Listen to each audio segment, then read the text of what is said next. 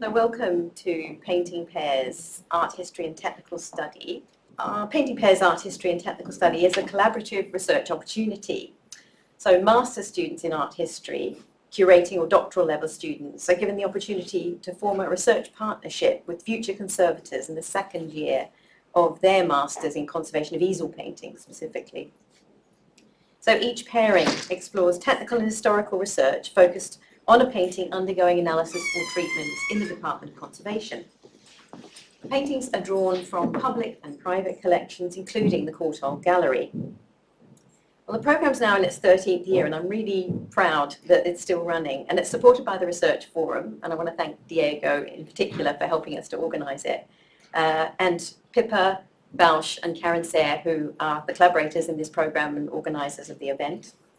And also Alex Bovey, who thought up the idea in the first place. And I'm really pleased because I think this is a really important way to look at collaborative art history and how technical and historical information can combine to advance our knowledge of various historical questions on quite broad issues, which are chosen by the students. So in this session, the pairs will introduce their paintings and the research questions that they'll be investigating in the months ahead. And it will culminate in the final presentation, which is in May, which I hope you'll come to or listen to on YouTube. So the order will go with the oldest work to start, the oldest work of art, to the most modern. And after each pair, I'll introduce the first pair, and they will take questions at the end of their talk, and they'll field the questions themselves. And each pair will then introduce the following pair. So the first pair is Madeline Byfield and Anna Sophia Petrovic, and they're going to talk about this painting, which is the allegory of May and June. Thank you.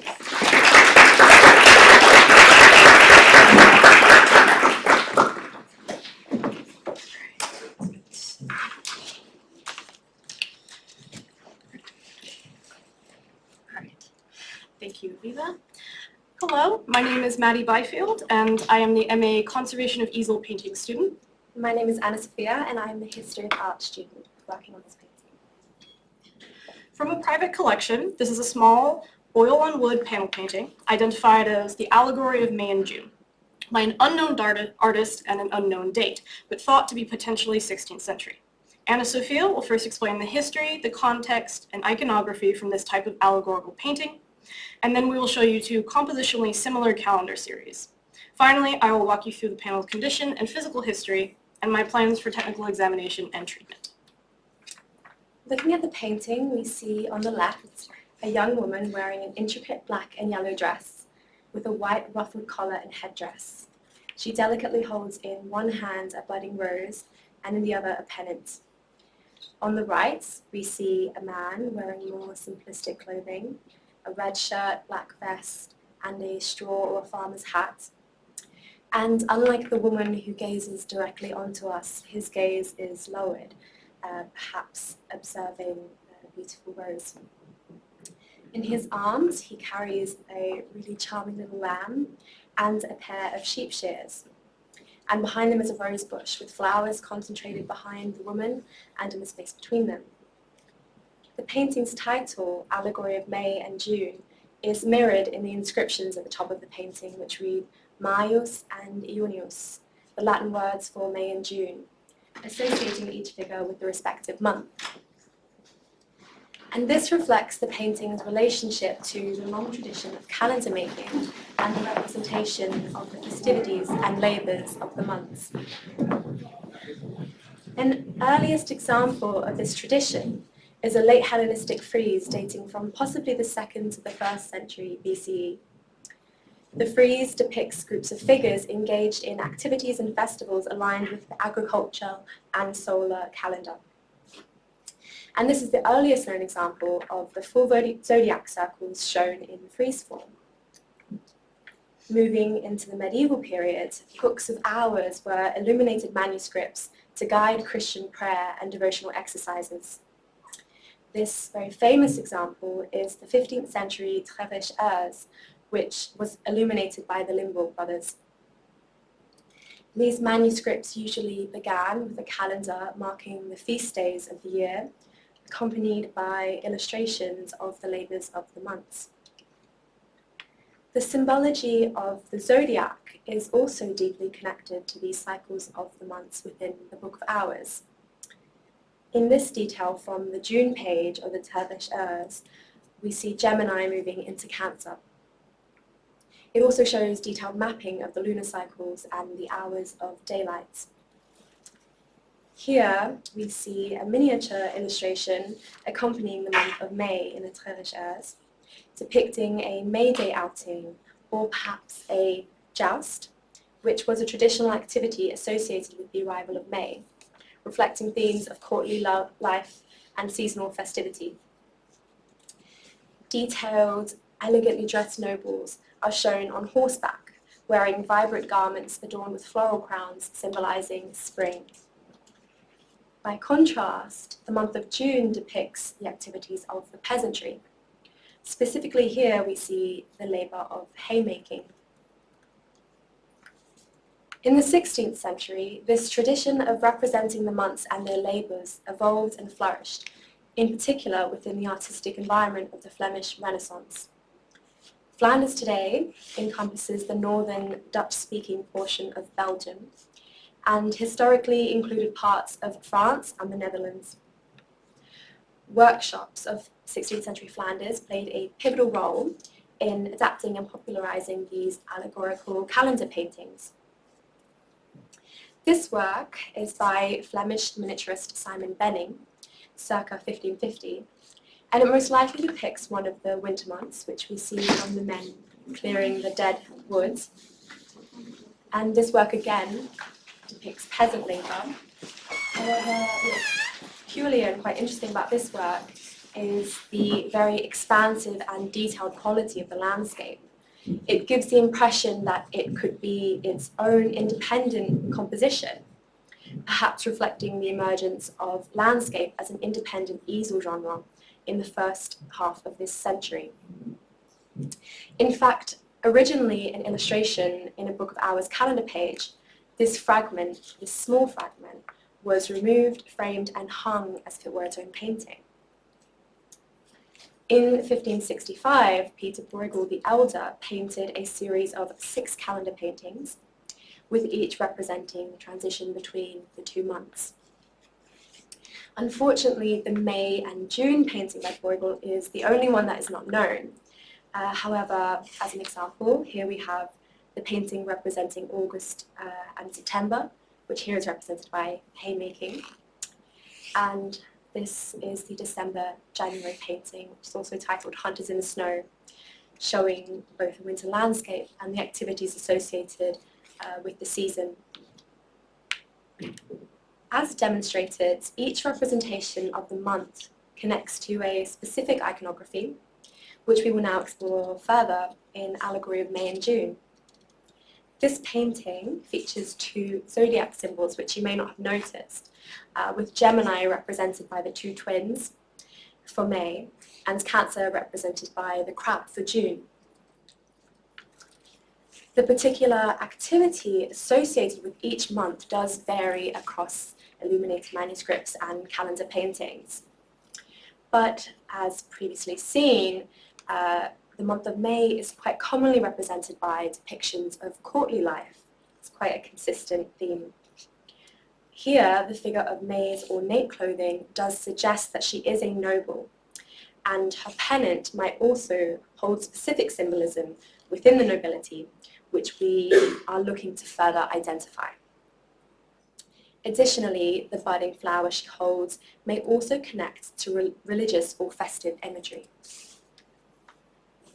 This type of courtly imagery for the month of May can be seen again, for example, in the Spinola hours, where the month of May is represented by leisurely music making.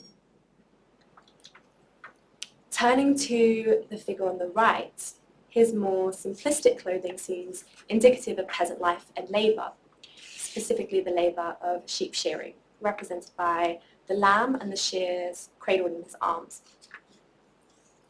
Sheep shearing has also been connected to the month of June in other calendar paintings and examples, and we return again to the Spinola hours, which also has its consistent theme of sheep shearing. Now, while not true representational portraits, Allegory of May and June is focused on the figures themselves rather than the figures situated within a larger landscape, which we most commonly see in 16th century calendar paintings. We know of two other calendar series with very close compositional parallels to ours, both of which have been attributed to 16th century Flemish artist Peter Bolton. Bolton was a 16th century painter, draftsman, engraver and publisher, and a prominent artist of the village scene genre in Flemish art. Bolton worked during a period where artistic production was regulated by workshops. Artistic production and workshops were regulated by guilds, and Peter Bolton in particular was a member of the Antwerp Guilds of St. Luke from 1540, and 10 years later in 1550 he became a master of the guild. So this is a calendar series of 12 panels which have been attributed to Bolton's workshop from the Miranda do Douro Cathedral in Portugal. They were likely acquired or commissioned by the cathedral's bishop, who was there between 1581 and 1592, and he's known to have commissioned other paintings. Each panel shows an inscribed figurative portrait with attributes of the respective months, represented by dress, objects, and background. Specifically, these are the figures of May and June from the cathedral set. There are obvious compositional links to our painting showing the same figurative portraits of May and June. Similarly, this is a calendar series of 6 panels, also attributed to Peter Bolton's workshop, although not specifically dated, from a private collection in Paris. This again shows the same figures, but each panel shows 2 portraits compositionally divided by a painted column. And again, this is May and June from the Paris set, the same figures repeated. All 3 figures of May share the similar pose, dress, and inscription. However, our panel in the middle is more similar to the Paris painting shown on the right. Both are a double portrait, and although the Paris panel is compositionally divided by that column. Both also have the zodiac icons, while the cathedral panel on the left does not. Ours and the Paris panel also have finer lace and white detailing on the bodice and sleeves of her dress. All 3 flags are different, but this is likely down to the patronage. It's the same with the figures of June. Same dress, same inscription. Our panel and the Paris one show the zodiac, though the placement is slightly different. These panels have more finely painted details, with our panel, I would say, showing the most finely painted faces in particular. Given that these panels all depict the same figures with so many compositional similarities, how do we relate them to each other? The other series have been attributed to Peter Bolton, so could this one be from the same circle, area, time period, or from another region, copying popular imagery? Question is our version consistent with the 16th century practice, Flemish or otherwise, or is it a later copy, especially given the long artistic tradition of copying old masters? With this question in mind, I will take you through the current condition of the panel and what the evidence of its physical history suggests so far, and then explain the plans for technical examination and treatment. Again, this panel is small, quite thinly painted, and it has an aged yellow varnish. It's made from 2 unequally sized boards, and you can see where they join through the figures' faces. There are also 2 small splits in the bottom board, which show a little bit of movement, but the painting's largely stable. The panel shows signs of past restoration campaigns, primarily filling and retouching along the joins and splits, which is absolutely to be expected in a panel of this potential age. This is a raking light photo, which shows you a little bit of the texture of the paint.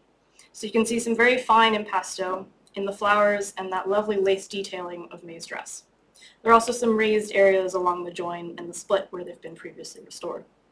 The panel was obviously quite dusty, so I've surface cleaned it to allow for better visibility when imaging and looking under the microscope. When exposed to ultraviolet radiation, some painting materials fluoresce, giving off visible light. This is a non-destructive technique to help us characterize materials like varnish, certain pigments, and areas of retouching. In this painting, you can see the greenish fluorescence of that aged natural resin varnish. It's also a bit easier to see some of the aforementioned retouching, which are those darker areas. Again, although mostly along the panel joint and the splits. So you can see there has been at least one campaign to restore this painting previously. Part of my job will be to unpack these surface coating layers and identify original paint layers from later restoration. But so far, there's been nothing to suggest that the panel has been repainted wholesale. Turning to the back, you can see that there's an extra piece of wood which has been adhered to reinforce one of the splits, circled in red. We can also learn a lot from the wood of the panel itself. Wood identification can be difficult. This panel appears to be oak, although the pencil inscription, perhaps mistakenly, identifies it as hollow black walnut in French. While walnut was not uncommon in Northern Europe, generally oak was the most commonly used for panel making in the Low Countries, which includes Belgium, Luxembourg, and the Netherlands. From the Middle Ages to the mid-17th century, there was an enormous exportation of oak from the Baltic region, which dominated the Northern European market for centuries.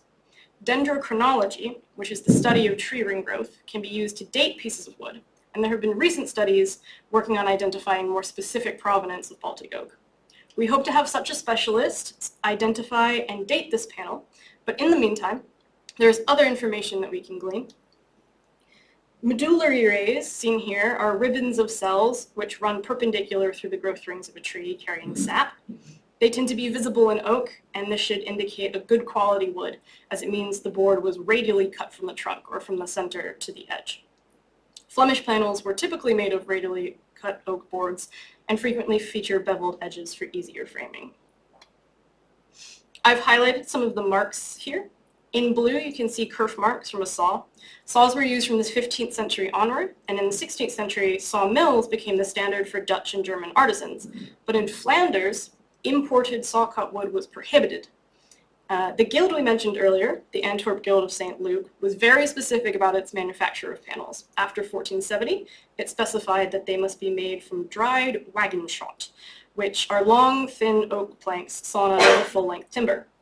In fact, there were no sawmills in Antwerp until the 17th century.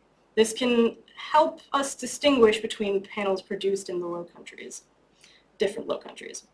The marks from a hand-sawn panel, as seen in the bottom right, are not perfectly regular and might be slightly curved, whereas with a sawmill, as seen in the top right, it produces perfectly parallel marks perpendicular to the grain. In this panel, the kerf marks are quite regular and straight, but not perfectly so. They also have a slight curve in places, and especially in that top corner. This suggests that the panel may have been cut with a handsaw. After seasoning, the two boards were joined and then planed down to create these bevels on the sides. Planes, scrapers, and occasionally small axes were used, and plane marks crossing the joins like this were very common in 16th and 17th century panels. I've highlighted in red, where I believe you can see some very light indents in the bevel, perhaps indicating the width of the planing tool used. The panel was also planed down along the top edge and a little bit at the bottom, but this was done later in its history, as you can see those open woodworm channels, which are marked in green. Thus far, the condition and physical history of the panel are consistent with what you might expect from a potentially 16th century panel, but our technical examination will reveal much more. So in conjunction with Anna Sophia's further research on the allegorical calendar series and their iconography, including Peter Balton's and his circle, I will be exploring the materials and techniques used by the artist to determine whether the evidence that I find is consistent with 16th century Flemish workshop practice or not. This will include trying to identify the wood's date, the layer structure of the paint in the painting, the preparatory materials and the pigments that the artist used, if there's any underdrawing or pentimenti, which are changes to the composition, and characterizing the overpaint. Close looking under the microscope for this will be especially invaluable, which is where I took this lovely photo of the M in the May inscription. I'll use a variety of techniques for this study, including ultraviolet, infrared, and X-ray imaging, taking a tiny paint sample, and elemental analysis. In conjunction with this, I'll also be treating the panel to improve its aesthetic cohesion and structural stability, including removing the yellowed varnish and somewhat disturbing overpaint, stabilizing the splits if necessary, revarnishing, and then filling and retouching any small losses. Briefly, we have some references if anyone wants to see, and thank you for listening. Do we have any questions? Do you have any questions or comments? Don't be nitpicking. Are you sure they're roses?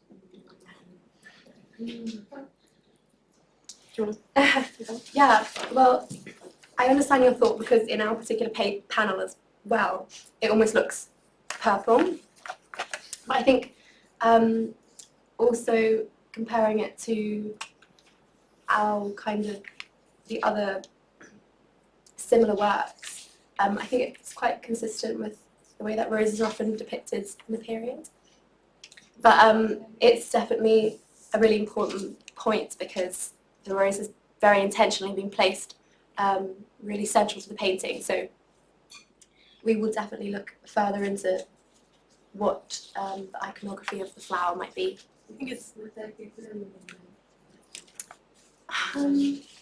I think the. The ones behind, I don't think roses are. Yeah, because the one that she's holding, especially, and again, if you look at the other ones, which is a double bud, it's really like a budding flower.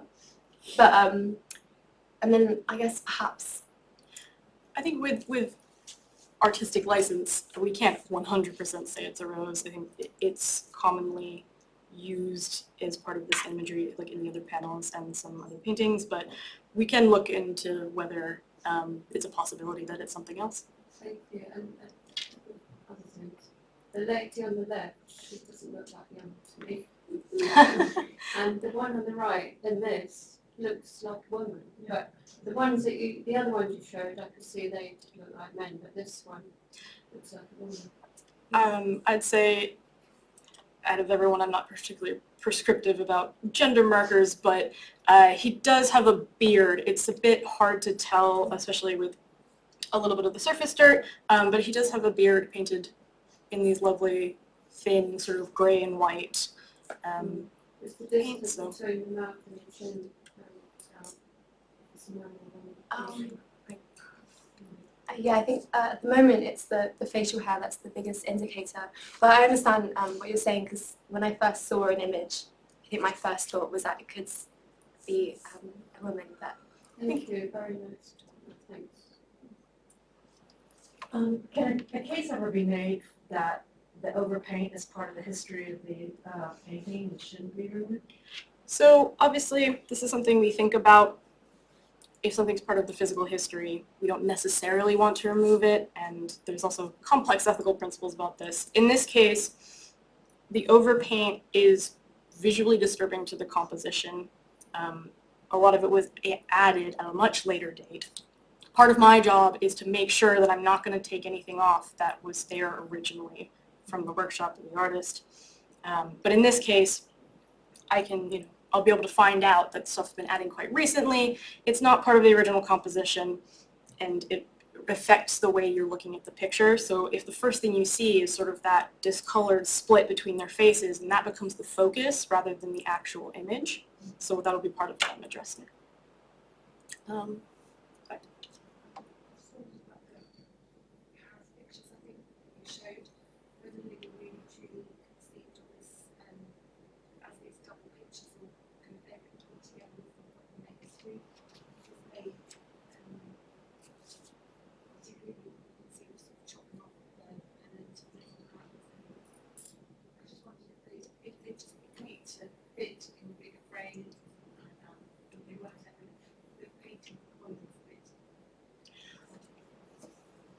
I wasn't able to get too much specific information from the auction house. From these images, it doesn't look like the wood grain has been disturbed in between, and also compositionally, actually, it does cut off on the singular ones. Those, again, they could have been theoretically cut down, but the composition does cut off on both of the other series a bit sooner than it does in ours. It's almost slightly zoomed out on this one. But no, it doesn't look like they've been cut down.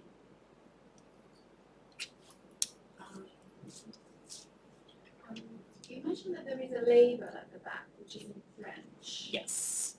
Are there any more information on the labels? And this is maybe more plans that we are going to look into the provenance, or is there any information on the provenance of the painting that we can explore? This is the only label on the painting, and again, it is written directly on the painting. It has the dimensions and small symbol, and this is what I believe it says. But there aren't any other labels. In terms of provenance, I think that's something, it would be interesting if we can find out more information about specifically where the owner found this painting, but we don't have that information yet.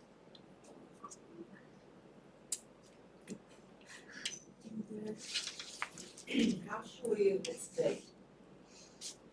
Not at all. That's sort of the question. I think it was little we do know the provenance. The owner found it, and it's not conclusively dated or attributed to any artist. So part of what we're going to be doing for the technical examination, we don't do attributions, and I'm not going to be able to say this is 100% from this date. But the technical study, I'll be able to say this is the evidence, this is consistent with the 16th century, or I might find something that says it's not. So that's what part of the second part will be, is I'll be able to tell you a bit more about what the evidence is pointing towards. Can we get to the dress? The dress? The dress doesn't look- That would be another sort of area of research just into the courtly life. Again, with it'll be part of sort of trying to track down the pennant if possible, as well as I know Sophia will be doing the dress. Do you have any thoughts? Yeah, we'll definitely be looking more into what's revealed by the clothing as well, and just the context of the paintings, and if it was a copy as well, what that might indicate. Also, the panel series from the cathedral has been given a date. It's not a precise date. They think it was between from that period that the bishop ordered it. Obviously, I couldn't get specific information on what their records say or why they've given that specific date. But if it's related, if it doesn't tell us whether it's a copy or not. But in terms of the dress being consistent, that panel does have a date. But it'll be something we look into. You said that there was a history of copyists of this type of pictures. Would they have gone to the trouble of doing it on a 16th century panel? When I said that, I did actually mean just sort of generally the tradition of practicing and learning art through copying old masters. Not particularly about this, although it did become a very popular image during that time.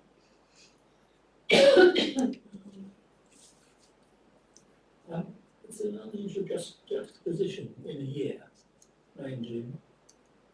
Do you know why the series is like that? It's not first and second month, but it's not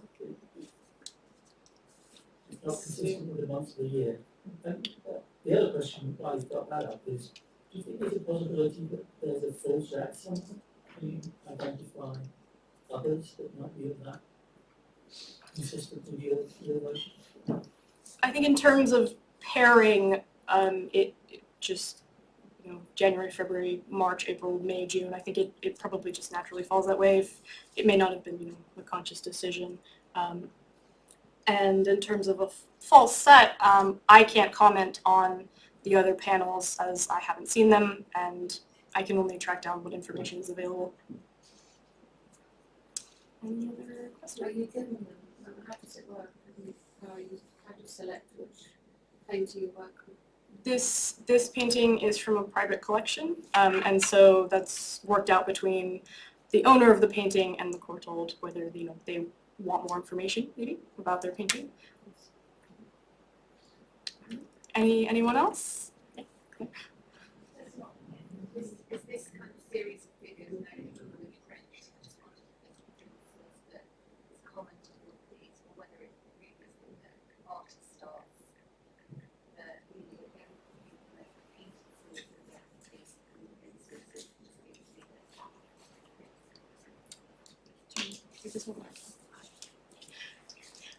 So again, the imagery, we sort of traced, Book of Hours, so limited manuscripts.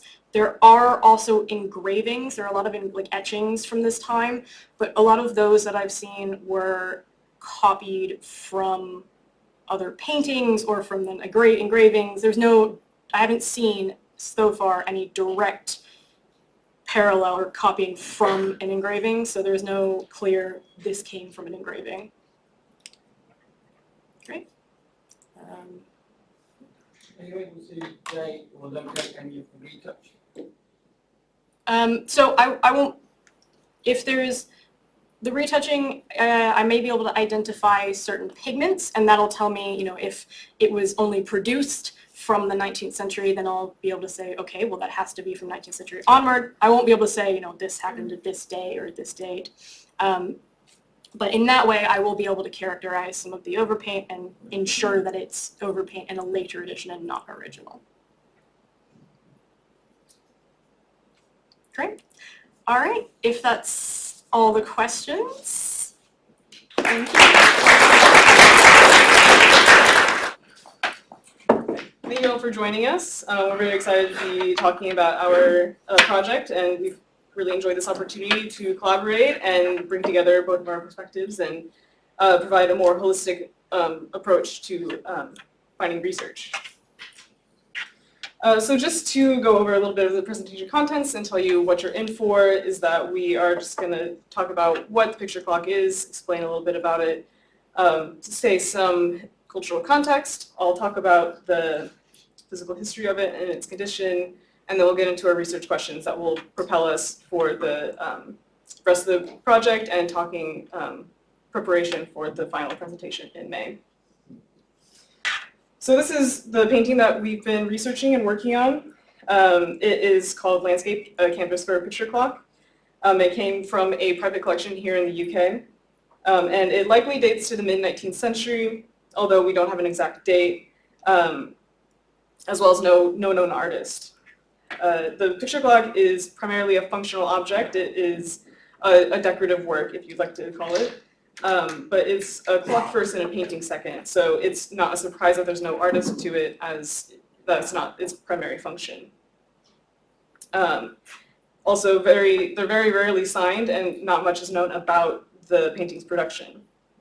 But on our painting, you can see that it is an idyllic landscape at sunset. There are hazy blue mountains in the background, and it portrays a village scene with cottages and a river cutting through the center, as well as a church tower that has a hole in it, that's a hole in the canvas, as well as figures working and laboring, as well as merchants or farmers moving their goods on the bridge, and a soldier is approaching a castle. So just to introduce further what we're talking about and how the picture clock works. So, sorry. As Kay said, a picture clock is a clock that would be embedded in a painting. And so you can see two examples of that on the PowerPoint. And they would play music up to 8 tunes, or maybe more even if the owner would have wanted to. And they were mainly appreciated for the music they played every hour or so. You can see on the board different styles of picture clocks. One is Swiss French, which is that one, and the furthest from me is German. It's from the Black Forest. The difference between the two is in its iconography. The Swiss French usually represent idyllic paintings and idyllic landscapes, sorry. And the Germans are more keen on representing actual places and in urban backgrounds. So let's see what Swiss French paintings have in common. Right, so due to its iconography, we are pretty consistently identifying it as a French or Swiss clock, or French or Swiss of origin, based on some of the iconography that we've seen. So because it depicts a bucolic landscape with figures laboring, we're saying that it's French or Swiss, and which were popular in France at the time. They really were enjoying landscapes in the 19th century. So in our painting, you can see some of the very common imagery that you see in other picture clocks, which are the body of water in cutting through, as well as the church tower, which features the clock, as well as peasant figures working. And these characters are simple and virtuous in their labors, which may have been a reminder to the city-dwelling middle-class owners of the paintings about the importance of work, or as a reminder of how far they have come from the rural working class. So this is the complete object. The canvas for them is only one aspect of the complete object. In its entirety, the object also features the frame, which has a backing that contains the clock mechanism as well as the music box.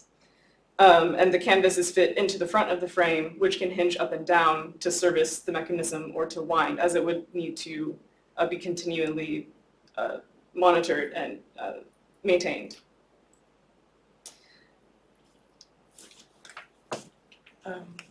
So these are two examples of the ancestors of picture clocks. These are animated paintings. They were quite popular in the 18th century. Notably, Marie Antoinette was a big fan of them. The difference with picture clock is that figures in the paintings would move instead of the actual, instead of only the clocks, because they have the clocks here. So if you see the blue paintings on the left, the windmill would have worked and turned with the with the same motion as the clock. So now I want to explore a bit more with you what made picture clocks popular in the 19th century and what brought them up. So the first thing I want to explore is the importance of music in the 19th century, and notably music with the bourgeoisie. So as you can see on the screen, there is a picture of Honoré Daumier, who depicts a bourgeois looking at the picture clock, and he writes, buying of a picture clock, astonishment, inexplicable astonishment of bourgeois who hears it ring at noon. So indeed, this shows how important music was for picture clocks. And this attachment to music came from the Ancien Régime, where aristocracy would gather to listen to music in the salon, and was directly replicated in the just after the French Revolution, with the importance of educational music, of musical education, sorry, and by learning musical instruments, the music would have been very important for the bourgeois, and this the evolution continued in the 19th century. In the 1830s, the bourgeoisie would have had stopped their musical teachings and stopped to learn about instruments, only to enjoy music as amateurs. And this would have become very interesting for us, because then it's a moment where the bourgeoisie introduces music in their households without them playing them, such as clock paintings. And what is even more interesting is that you notice a downfall of the clock paintings in the the end of the 19th century, when the phonograph was invented. So at the beginning of the 20th century, there was no clock paintings made anymore. So this is why picture clock would have been important. Another thing that I would like to introduce is what you may already know, the place and the importance of landscape in the 19th century. So as you probably all know, landscapes in 19th century France was a minor genre. And what is pretty paradoxical is that the landscapes were popular among painters, and particularly amateurs, to train and to copy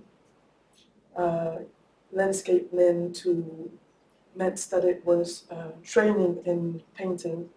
So there were things like cours de paysage, which are prints that amateurs would have copied and that mainly represented landscapes. And what I need to add is the role of idyllic landscape in the 19th century. Scholars have considered that idyllic landscape were a way for painters to find an alternative to industrialization. And I found that very interesting when you think of it in the context of French-Swiss clock paintings. And the last thing it would be interesting to say is the role of consumption and watches in France. So obviously you saw that a clock painting has a clock in it, and this came directly from Switzerland because it was invented in 1824 in Geneva and was reproduced by Frenchmen who exported it in France because Swiss were so successful with their watches. And in the 1840s, this came hand in hand with the 1840s augmentation of income and consumption. So not only could people buy clock paintings because they were created, but they also had the means to do so now. And yes, I would like you to have that in mind now to see more precisely our painting. Thank you. Okay. Sorry. Oh, you're fine. All right, so I'm just going to talk about some of the condition and physical history of our painting that we've been researching. So the painting appears to have had a rough physical history. The surface has several large impact cracks, as you can see in this striking light image. The circular and spiraling cracks are what I'm referring to. With the amount of damage on it, it was surprising to me at first because seeing them in their full frame, they should be relatively well guarded. But after seeing an image of how they hinge up, then I began to think that perhaps they were quite vulnerable to having tools or hands while being wound and adjusted sort of bounce back and hit the back of the canvas, because other picture clocks also have a similar pattern. There's also a tight network of cracks that is surrounded just around the hole for the clock face. This is also seen on other painting clocks, and they probably correspond to the difference in tension between the corners of the canvas, which would be under tension, and the fibers around the hole are relaxed.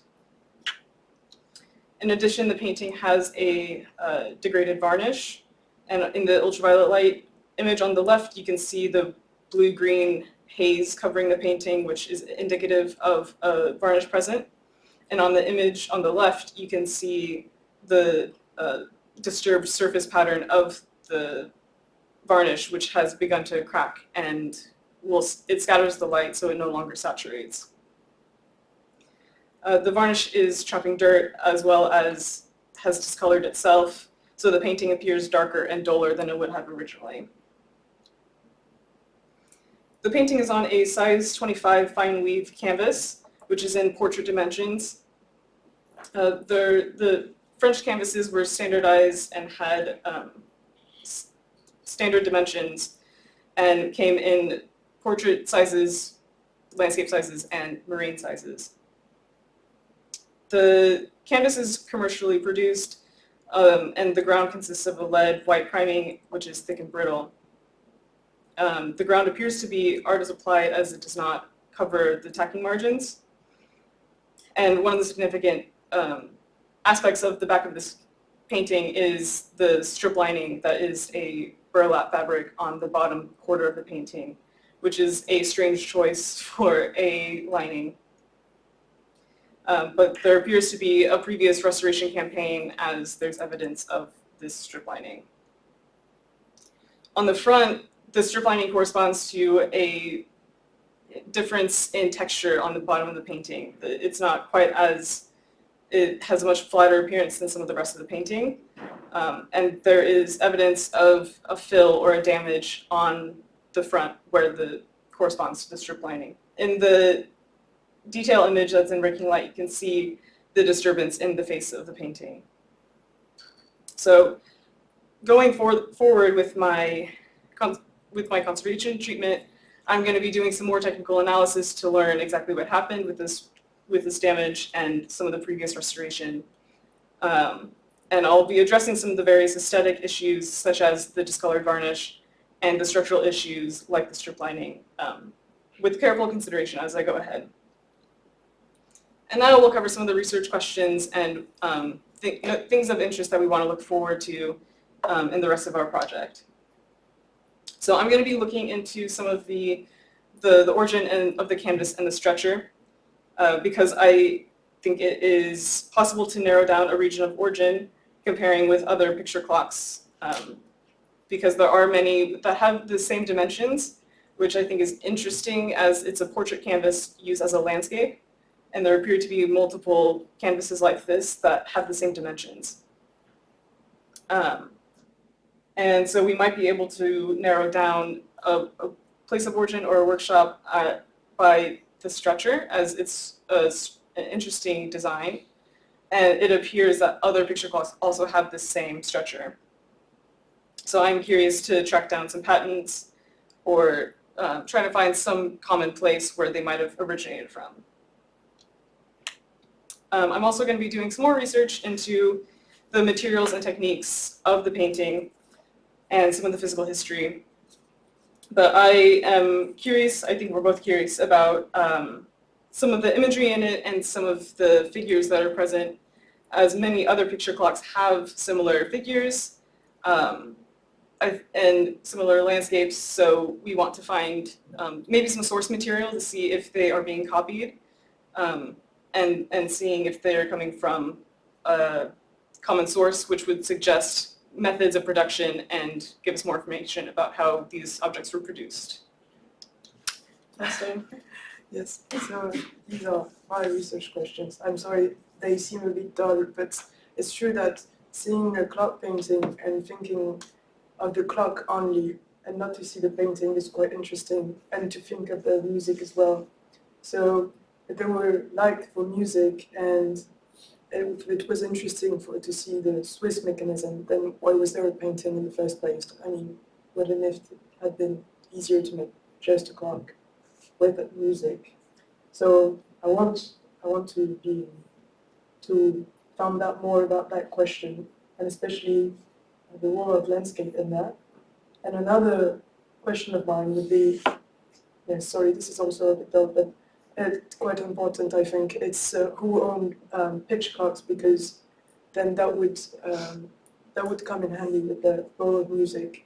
Then maybe it would have been a way for people to have social recognition through picture clocks by having music in their houses, or maybe it was just people who had means for everything and just wanted to show off their new picture clock. Some scholars have suggested that it was in cabinet de curiosité, but I'll have to look into that, because I'm seeing what Daumier illustrated. I'm not sure about that. So yes, thank you for listening to us, and you can have a look at our bibliography. And if you have any questions.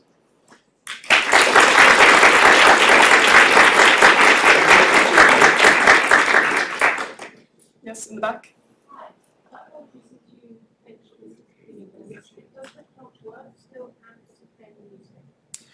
So we don't have the clock with us. The clock is with its frame, which is still with the owner. I'm not sure whether or not it works, but I think that is part of the owner's plan, is to get it fully functioning again if it doesn't already work.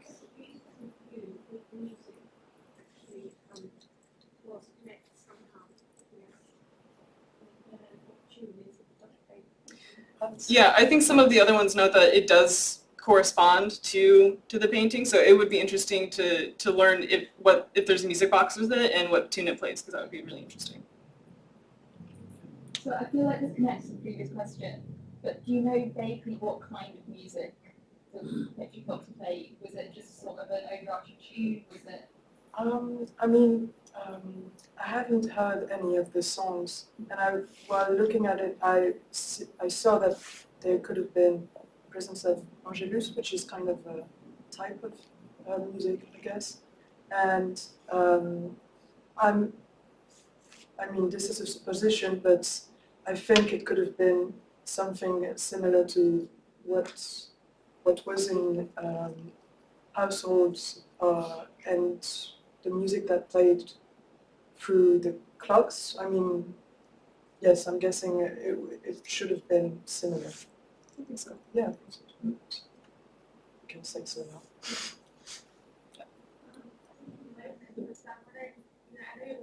Are you thinking of looking at the clock manufacturer and possibly contracts that came from there? Yeah.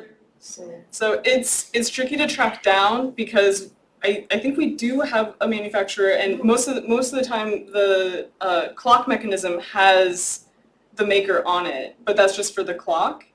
And I believe that they were started in the different parts of the clock painting came from different places, and they were finished in Paris, but sometimes they were started, like the clock mechanism started production in Switzerland or the French Comté region. And so the paintings could come from either one of those places. We're not sure enough about when the pictures got brought in. Actually, oh, do you know? Sorry, No, go ahead. I actually don't. But this is one of the ads Yeah. for our clockmaker that made our clock, and we know that the picture was not made in the same region. And this is similar to the example of Saint Nicolas d'Ailly. Don't know what it is, but it's here. That has, I think it has, yes, it has a French mechanism and a Swiss painting. So, and this is all we know for now. So, as you said, they are pretty disconnected. Yes.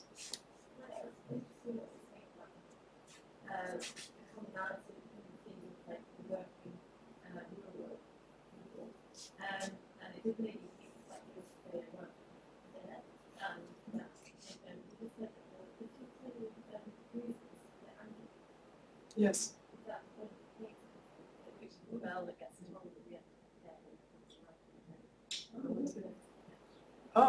It might. Probably. Yeah. Yeah, I think that there's a lot of.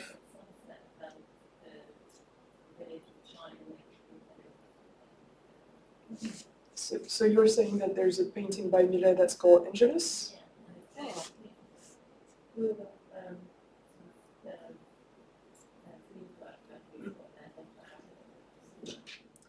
Because it's a lot of the Barbizon school was very popular in France at the time too. So I think that that's probably another connection that we have to the rural landscape as well. So I think it's all interconnected. Yeah.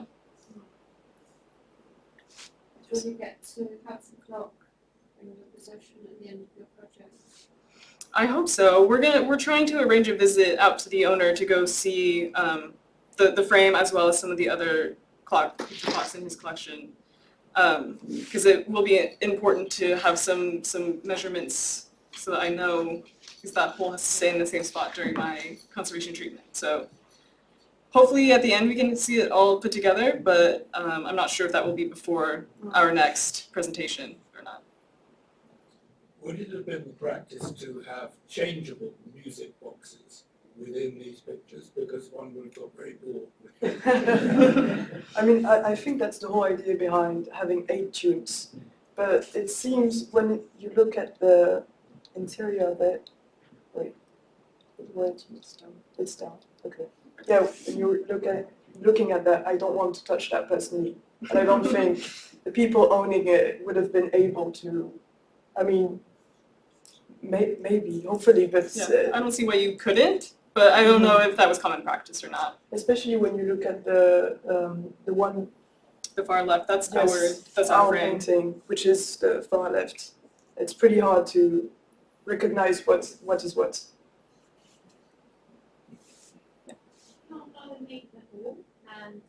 they made the painting first and then they painted the clock first? That is something Yeah, that's something that I am very curious about myself, because I think that that would really give a lot of insight into how they were created, whether it was painted first and then cut, or whether the hole was cut and the scene was painted around it. And my plan to get a better answer for that, because I don't know yet, but I'm going to look at some of the other paintings that have the same dimensions, that have the same stretcher, and see if I can find out if the holes are in the same spot, or if there's a few spots where they tend to be. And if they're in the same spot on multiple paintings, then that would suggest that the holes were cut first and paintings painted around it. But if they're all in random places, then that would suggest that the scene was painted and the hole was cut after. Yes? About how many of these, how wildly successful were the picture clocks of being, like how many people even dealing with painters or picture clock producers, you know, so is it almost kind of, is it almost factory scale, so someone's just knocking out lots and lots of these, or is it actually a quite bespoke, unique thing? Surely in a cost category that would make it Yeah, much more high-end product. it's something in between what you just said. So it was quite popular. We looked at so many newspapers with ads suggesting, selling clock paintings, but it wasn't on an industry scale. It was watchmakers making that ad and selling that through their workshop, and not as big as a grand magasin, I would say, but like smaller, just a shop. Yes. Yeah, I think I would just add that they seem to be still made on speculation. They would have had a shop front with multiple ones, but so I don't think they were quite bespoke, and they weren't case by case being commissioned, but they weren't on an industrial scale at all.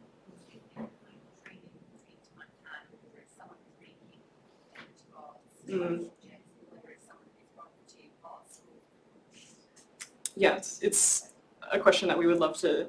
I think, research. yeah, so I don't know, but I have a hypothesis, which was that it could have been sent to amateurs painted, and they would have copied from this book that has all the cours de paysage that I was talking about. But this book is hard to find, so yes. Do any of the ads for the picture clocks come with a price point?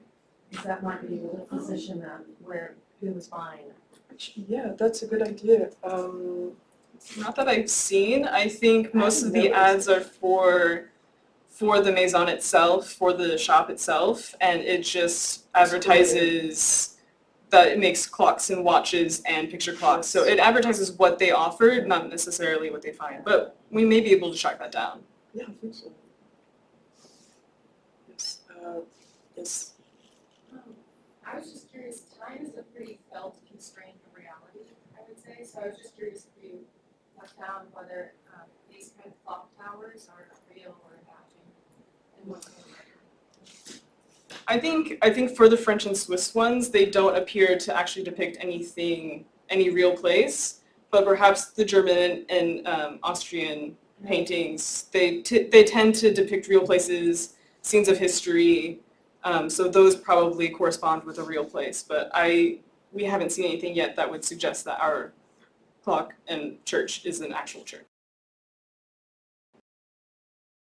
Represent the establishment that they were copying on a painting. So not in Swiss, but in French, but in German, yes. And you had a question. Yeah, was there a practice of adapting existing paintings? Perhaps resizing or stretching? Not that we know of. It's absolutely possible, but I think there's not enough scholarship around picture clocks that would really be possible. Okay. If that's all, then we can hand it off to the next pair, which will be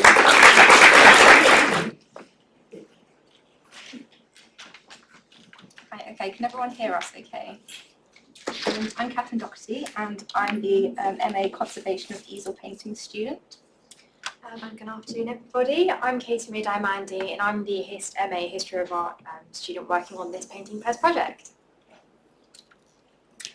So for our project, Kat and I are researching these incredible painted wardrobe doors from the Omega workshops in London. I'd like to preface this presentation with a quote from Jane Garrity, which I feel really resonates with our research. She says that those of us who do archival work, especially on the Omega, whose objects are so fragmentary and elusive, often depend upon the kindness and generosity of others working in the field. This has most certainly been mine and Kat's experience. We would like to extend our thanks to Ben Angwin, Sasha Gerstein, Aviva Bernstock, Pippa Bausch, Graham Barraclough, Maureen Cross, and Karen Sayre, all of whom have taken the time to assist us with this research and help us brainstorm ideas. These doors are an exceptionally exciting rediscovery. They came to the Courtauld this summer thanks to the research of Ben Angwin, who's with us today, for his PhD on Omega's patronage. What are now two separate doors were once part of a wardrobe acquired at the Omega workshops, probably in 1919, by Mrs. Dorothy Hodgkinson, and then by descent to the owner who then gifted them to the Courtauld. While there is no characteristic Omega trademark on them, we have confirmed attribution to the Omega workshop because we found this label that's on the back of one of the doors. The Omega trademark that I spoke about looked a little something like this.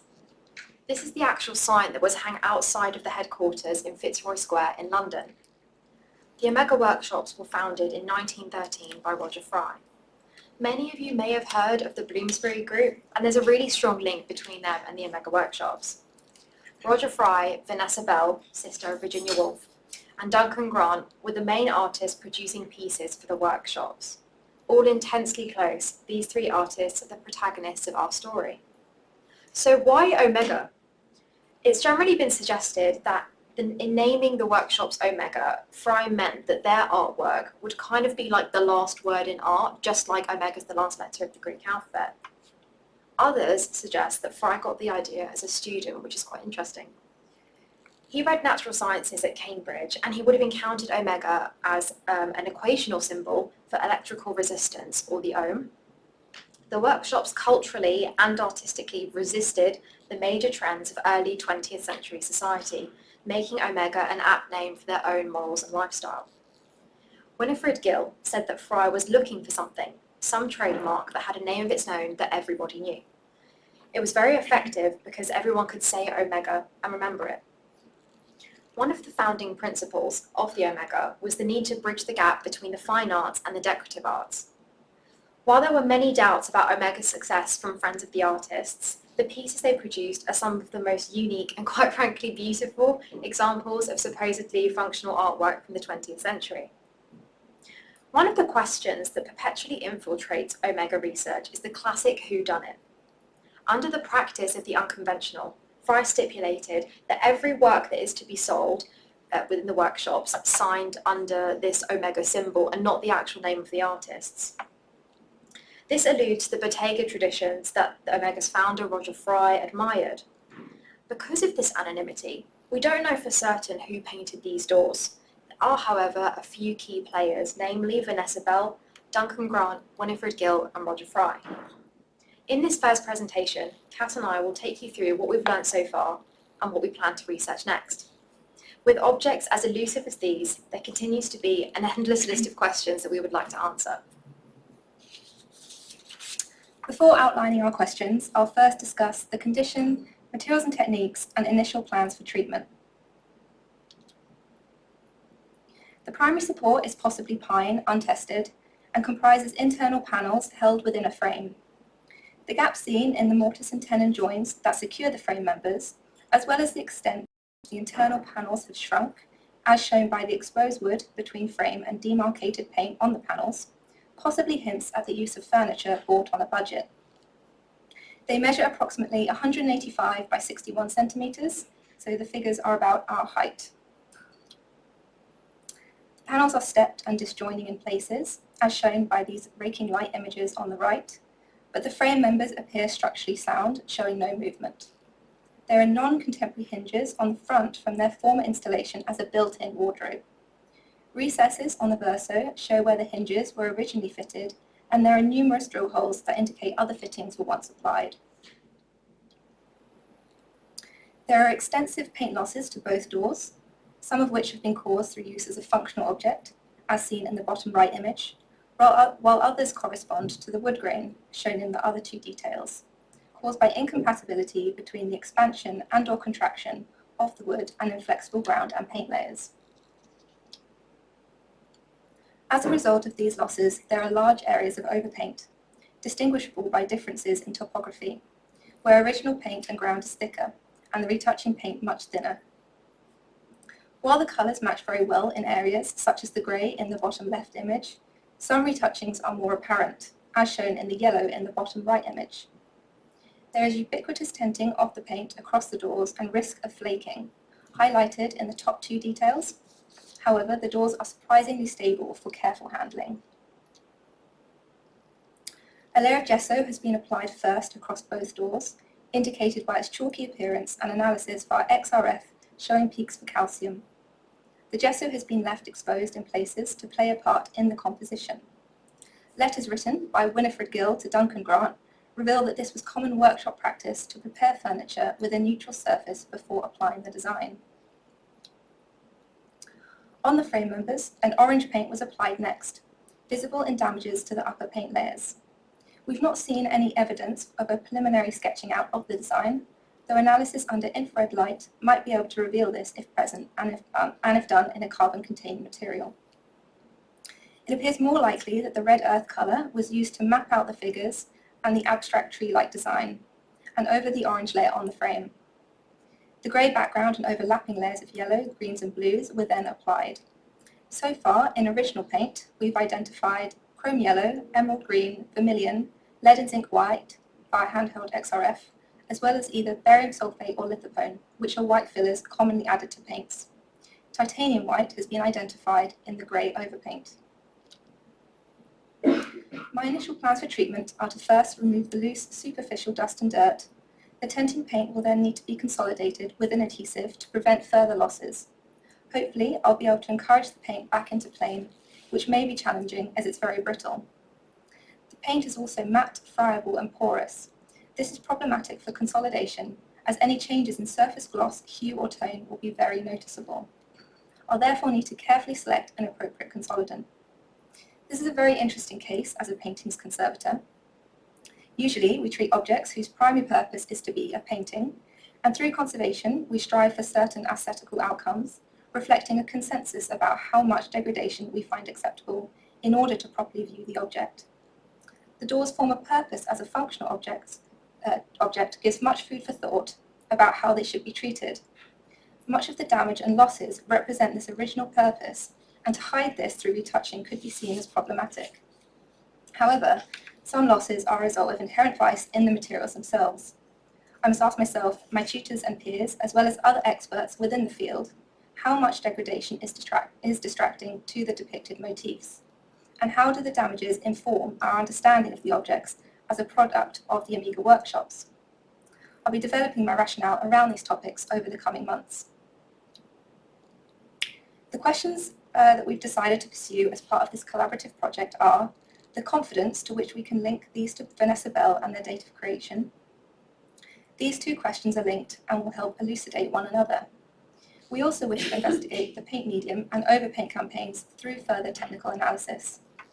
We're also interested in when the doors were separated from the wardrobe. Both Pat and I, the wonderful team at the Courtauld, and various other Omega experts are inclined to believe that these doors may be by Vanessa Bell. While there are no guarantees, I'm going to take you through a few stylistic comparisons from her other works that we find really compelling. The first detail that struck us when looking at the doors was the leaf motif that frames the two women. This is taken directly from Vanessa Bell's fabric designs, white, which is there. We zoomed in a bit so you can see the leaf a bit better. This doesn't quite confirm anything because we know that the workshop motifs were copied and used by different artists, but nonetheless, it's a start. Another element that tends to be characteristic of Belle's work is the almond shape that we see in the heads of the two women. Immediately, we thought of the painting Vanessa Belle did, which was hung outside of the Omega Workshops building in Fitzroy Square. Tonally and stylistically, comparisons can be drawn here. Figures like these were appropriated by other Omega artists. For example, on this box in the V&A collection, Duncan Grant paints a very similar nondescript yellow figure. But if we look closely, the head is much rounder than in Belle's designs. One of Vanessa Belle's defining stylistic features is her tendency to paint people as faceless. We see this on the doors. Here we have two portraits Belle painted of her sister Virginia Woolf. In the painting of Woolf in the deck chair, we can see that a few of the colours used by Belle carry over into the wardrobe doors, most notably the green of the grass and also the kind of yellowish tone that's behind her face. Woolf's arm is depicted in one long sweeping shape, similar to the arms of the two women on the doors. Whilst in Turkey, Vanessa Belle and Roger Fry write about their fascination with the mosaics that they saw. On the screen, you can see Vanessa Belle's Byzantine woman next to the kinds of Byzantine women they actually saw. This mosaic of the Virgin Mary in the Hora Monastery in Istanbul is an example of what Belle and Fry would have found extremely inspirational. This influence is present in the wardrobe doors. The leaves of the kind of leafy tree things have a kind of tiled effect, and the almond heads look like fragments of stone. Similarly, the striped lines of the dresses don't quite follow the flow of the fabric. They sometimes become angular, and this recalls a mosaic artist using the shapes of the fragments to guide the final design. Perhaps inspired by her trip to Turkey, throughout her artistic career, Belle explored notions of motherhood. Belle had multiple miscarriages throughout her life, which one can only assume to be extremely affecting. Writing to Grant in 1914, she confides, "I'm having my 2000th miscarriage today." It's possible that she felt, on some level, a connection with the Virgin Mary as a mother mourning the death of her child. This could explain the exploration of this motif. On the left, we have a sculpture that Belle made in 1915.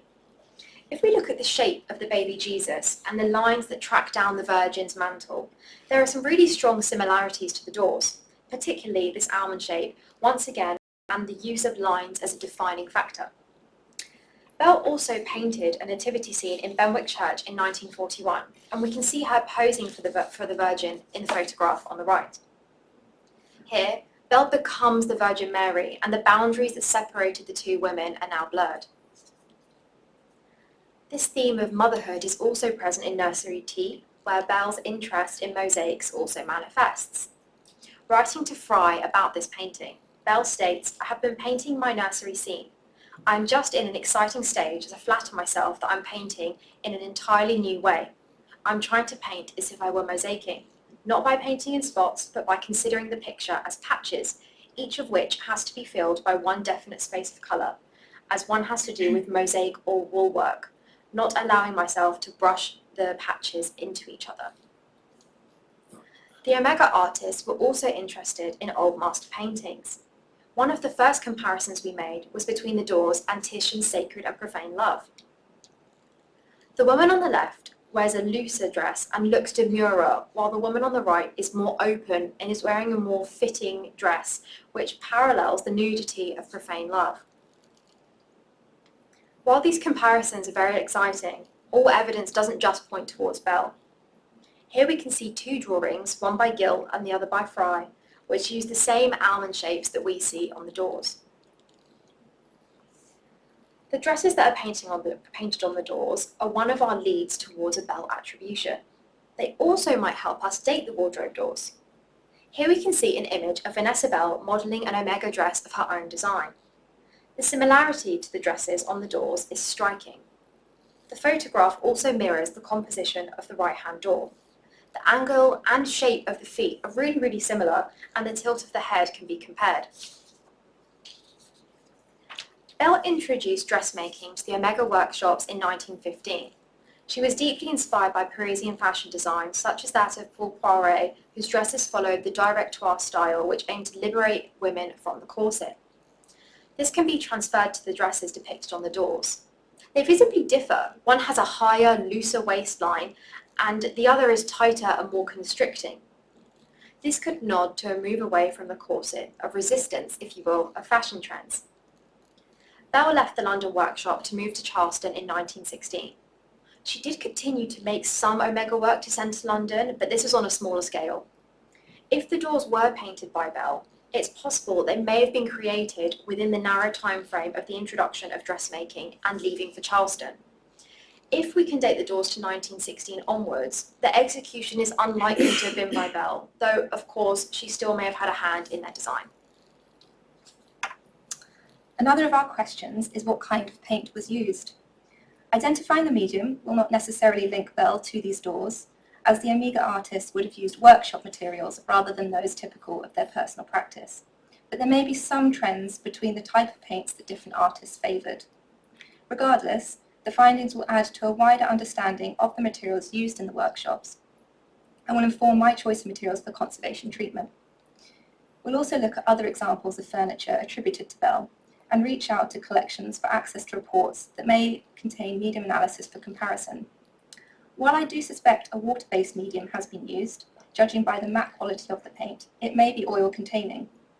Artist paints are possible, but considering the size of the doors, commercial house paints may have been used. The workshop may also have mixed their own paints. I'm currently researching 20th century house paints, as well as looking into records relating to workshop practice to assist interpreting results from technical examination. I plan to conduct a staining test on select cross-sectional samples to identify the presence of protein or oil. The results will guide further analysis. If protein is indicated, it may be suggestive of a water-based paint such as distemper, a paint used historically as a house paint, primarily consisting of chalk, animal glue or casein, water and pigment, with more modern formulations containing other additives to improve working and resistant properties. Some formulations do also contain oil. SEM EDX analysis might help confirm or disprove this distemper by revealing if chalk is present in the paint layers. If neither oil or protein is indicated, it may suggest the presence of other binders, such as gum arabic, commonly used in gouache, or starch or cellulose, sometimes used in poster paint. FTIR analysis can be used to identify the binding medium, as it can distinguish materials by their characteristic bonds and functional groups. Dextrin can be found in both gouache and poster paint, but the latter generally contains larger pigment particles, and so observation via optical microscopy may help us draw some conclusions. It's possible different types of paint were used for different areas, and thus a number of representative samples will be analysed. Another line of inquiry will be into the extensive grey overpaint in which we identified titanium white. This is significant because titanium white came into the paint market in the early 20th century, comprising the anatase form, most widely used between the 20s and 30s.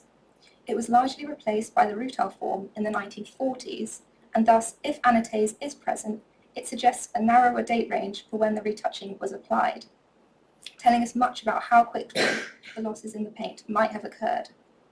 Raman spectroscopy can be used to differentiate between their different crystalline structures. Lastly, some of the green rectangles appear to have been overpainted. As the overpaint does not fill losses in paint, it's likely these are later compositional reworkings, possibly before leaving the workshop. Some areas exhibit bloom, a term used to describe a white cloudy appearance on the surface of paint, and we intend to investigate the chemical composition of this using SEM EDX in order to better understand the reason behind the material incompatibilities that might have caused it. This is a lantern slide that was, oddly enough, discovered by Ben in the London Transport Museum amongst a collection of Roger Fry's slides that we think we use for lectures. This is one of the first images that were shown to us on the very, very first day of the programme. Immediately, we had so many questions. Why did Roger Fry take a photo of these doors? And why did he develop it into a lantern slide? When was this photograph taken? Why do the doors look like they aren't attached to a wardrobe? Another interesting point to note is that the areas of green reworking appear lighter in the lantern slide. Is this because they had not been reworked when this image was taken, or is it some effect of the methods of photography used? What we plan to do next is to visit the archives of King's College Library in Cambridge and sift through Roger Fry's lectures which are kept there. We believe that the lantern slide may have been developed for teaching purposes. While we know there are no guarantees of some miraculous discovery that tells us absolutely everything there possibly is to know about the doors, the lectures are a really exciting place to start and we're quite hopeful. It's just some references if anyone's interested. And thank you very much for listening.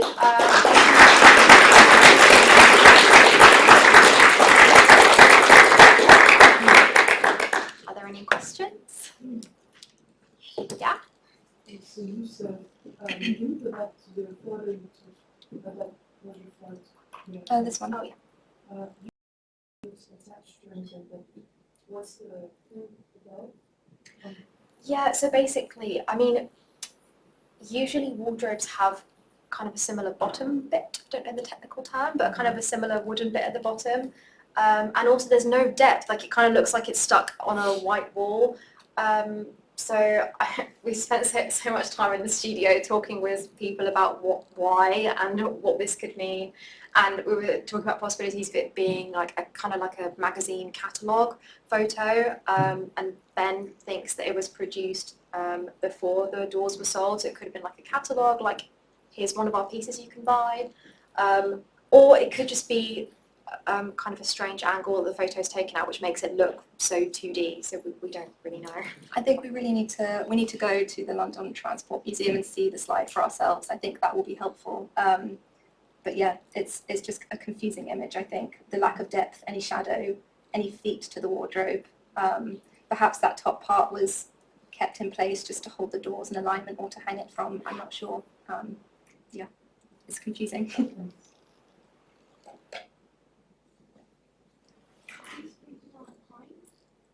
We think pine, it looks like pine, but again, that's untested, we're not sure. Yeah. Yeah. Did you consider window mirrors as a possible designer?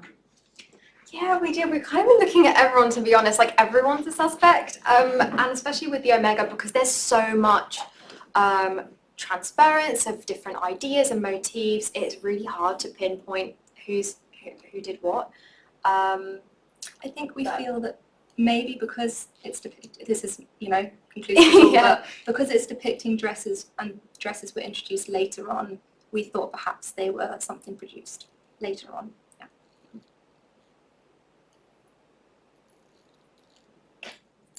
Yeah.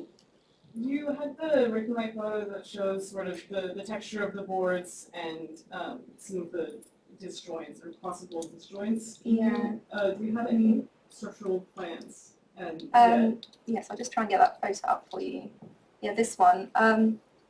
Yeah, so as you can see, the left door is slightly, the disjoints are slightly worse. I'm not entirely sure how I will be addressing this yet. I think the most important thing is to make sure it's stable. So the internal panels at the moment, there is some movement where the wood has shrunk and it sort of sits within a recess. It can kind of rattle within there when moved, and so this is a risk for both the wood and the paint layers. So stabilising that would be really important, and sort of minimising the gaps between the panels would probably be beneficial for the image. As to how much the panels will be sort of realigned in plane, kind of remains to be seen. I don't want to introduce new stresses by sort of forcing them back into a position they don't want to be in. So I also think once the paint is consolidated, it might sort of inform the next step of treatment, because sort of that will be less distracting, more of the wood will be covered, and I think it's just sort of trying to work out how much is distracting of that deformation.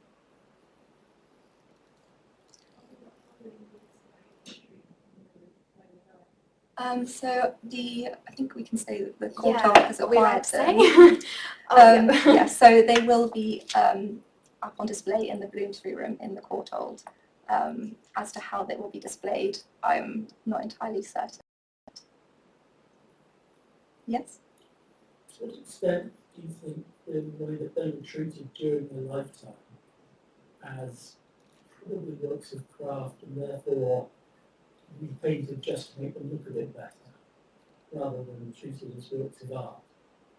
Perhaps on the work that you're going to do? Yeah, it's a really interesting question.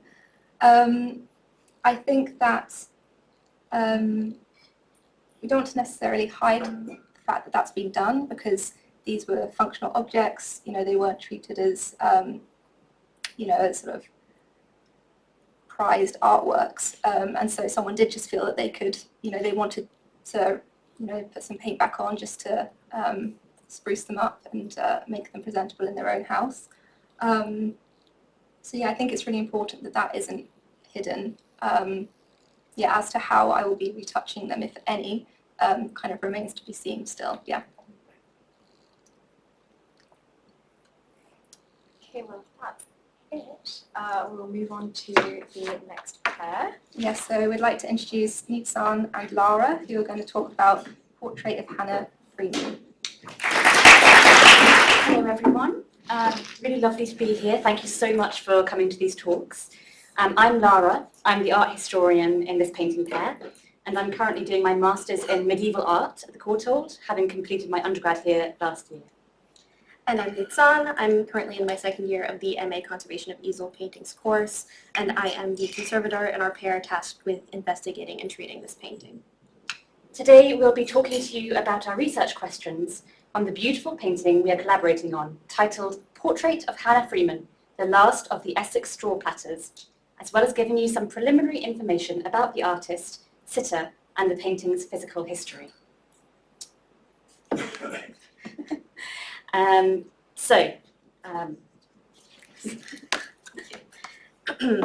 So this was painted by Felicia Covington. It's an oil on plywood panel measuring 35.5 by 30.5 centimeters. It comes to us by way of the Braintree Museum, who have been kind enough to allow us to investigate and treat this painting. The portrait depicts an older woman, hair braided up, deep in focus as she plats with straw, the completed plait winding around her left forearm. She wears a blue necklace, white tie, and dark coat, and sits in front of a green curtain and brick wall. Additionally, the painting is shown here framed as it came into the department, with what we believe is likely an original frame, painted gold with diagonal stripes in alternating colors around the edge. We have limited information about its provenance. We do know that it was gifted anonymously to another museum and then passed on to the Braintree Museum due to the connection between the artist sitter and Braintree. However, because that is the extent of the information that we have on its acquisition, much of what we can tell about its history comes instead from the inscriptions on the verso and the evidence of aging itself. The painting is signed by Felicia Covington on the recto in the lower left corner. And on the verso, we have several inscriptions, including a museum identifier in the upper right corner, a green oval label with ink which details information about the artist and the painting. So Miss Felicia Covington, 9 Cathcart Road, London, SW10, as well as the title, Hannah, Last of the Essex Straw Platters, Oil, number 1. Additionally, there is pencil writing, which has been crossed over, which did make it a bit difficult to read initially. However, due to the presence of carbon in pencil, early on we took an IR image to visualize the pencil writing on the verso more clearly. And this was helpful at teasing out some of the writing from the scribbles which had gone over them. So as you can see, it says the title, Hannah, the Last Essex Straw Platter by Felicia Covington, and then in parentheses, framed, as well as what we believe to say 6.5 GNS, which is an abbreviation for guineas, indicating the price. So now I'll give you a bit of background information on the sitter, Hannah Freeman. She was born in 1860 or 1861 in the little picturesque village of Finchingfield in Essex, where she remained almost her entire life. She was trained from an early age in the art of straw plaiting, which was a popular craft for working rural women in the home counties in the 18th and 19th centuries. At the peak of their success, the women straw platters could occasionally earn more than the male farm labourers, although the price that straw plats fetched declined steeply towards the end of the 19th century. These plats were used to make various straw hats for both fashionable men and women. This is the activity we see Hannah doing in this painting, which she would have been practicing for around 60 to 70 years by the time Felicia Covington painted her portrait. She was probably aged between 70 and 78 when this was painted, but she lived to the ripe old age of 92. Now, the process of straw plaiting was very long and laborious. Hannah would have gone to the fields in the morning to glean the straw, and then would have had to bleach or colour the straws before sorting them by width, as you can see in the photograph on the top left. They would then be split into many sections lengthwise before each was flattened with a roller, as shown in the central image. The thin split straws would then be dipped in water or passed through the lips to moisten them before being plaited together into complex patterns. The week's worth of plats would then be brought to the village's plat merchant to sell, who would take the plats to one of the large centres of straw hat production, such as in Luton. Now, so far, we have found only 2 objects related to Hannah, other than the painting. One is a transcript of a letter she wrote where she gives an account of her early childhood and the plaiting schools she attended. And the other is a wood and bone straw splitter which she used and gave to a researcher, and it's now sitting in a museum, and I would love to go and see that in person. There are some tantalising references to plats made by Hannah that she gave to a researcher, but I haven't been able to track them down yet. I'm hoping they're still sitting in a museum somewhere, just waiting to be discovered, but that will be for later research. Now, returning to the painting. One of the questions I've been investigating concerns the type of plat Hannah is pictured making. Hannah would have known many, many different patterns for different types of plats, as when she was a child, she would have had to quickly adapt the plat styles to keep up with changing fashions for hats. The single 7 plat, which you can see at the top left, was a fairly simple design, which Hannah records her mother being particularly good at plaiting. Now, the brilliant plat, as it was known, which you can see an example of at the bottom of the screen, made by the plat historian Veronica Main, was one of the most complex plaiting forms. It used around 16 pieces of straw and often incorporated 2 colours. At the moment, I think this is the most likely candidate for the plat that Hannah is pictured making, given its many alternating red and white straws, and the fact that we know this plat was Hannah's speciality and a source of pride for her. The little lines that surround the braid wrapped around her arm, which to my medievalist eyes kind of remind me of the crown of thorns, they are actually the beginnings and ends of each piece of straw, which would then be tidied up after the plat was finished. This visual similarity with the crown of thorns does bring up an important point, however, the physical toll of plaiting on the body.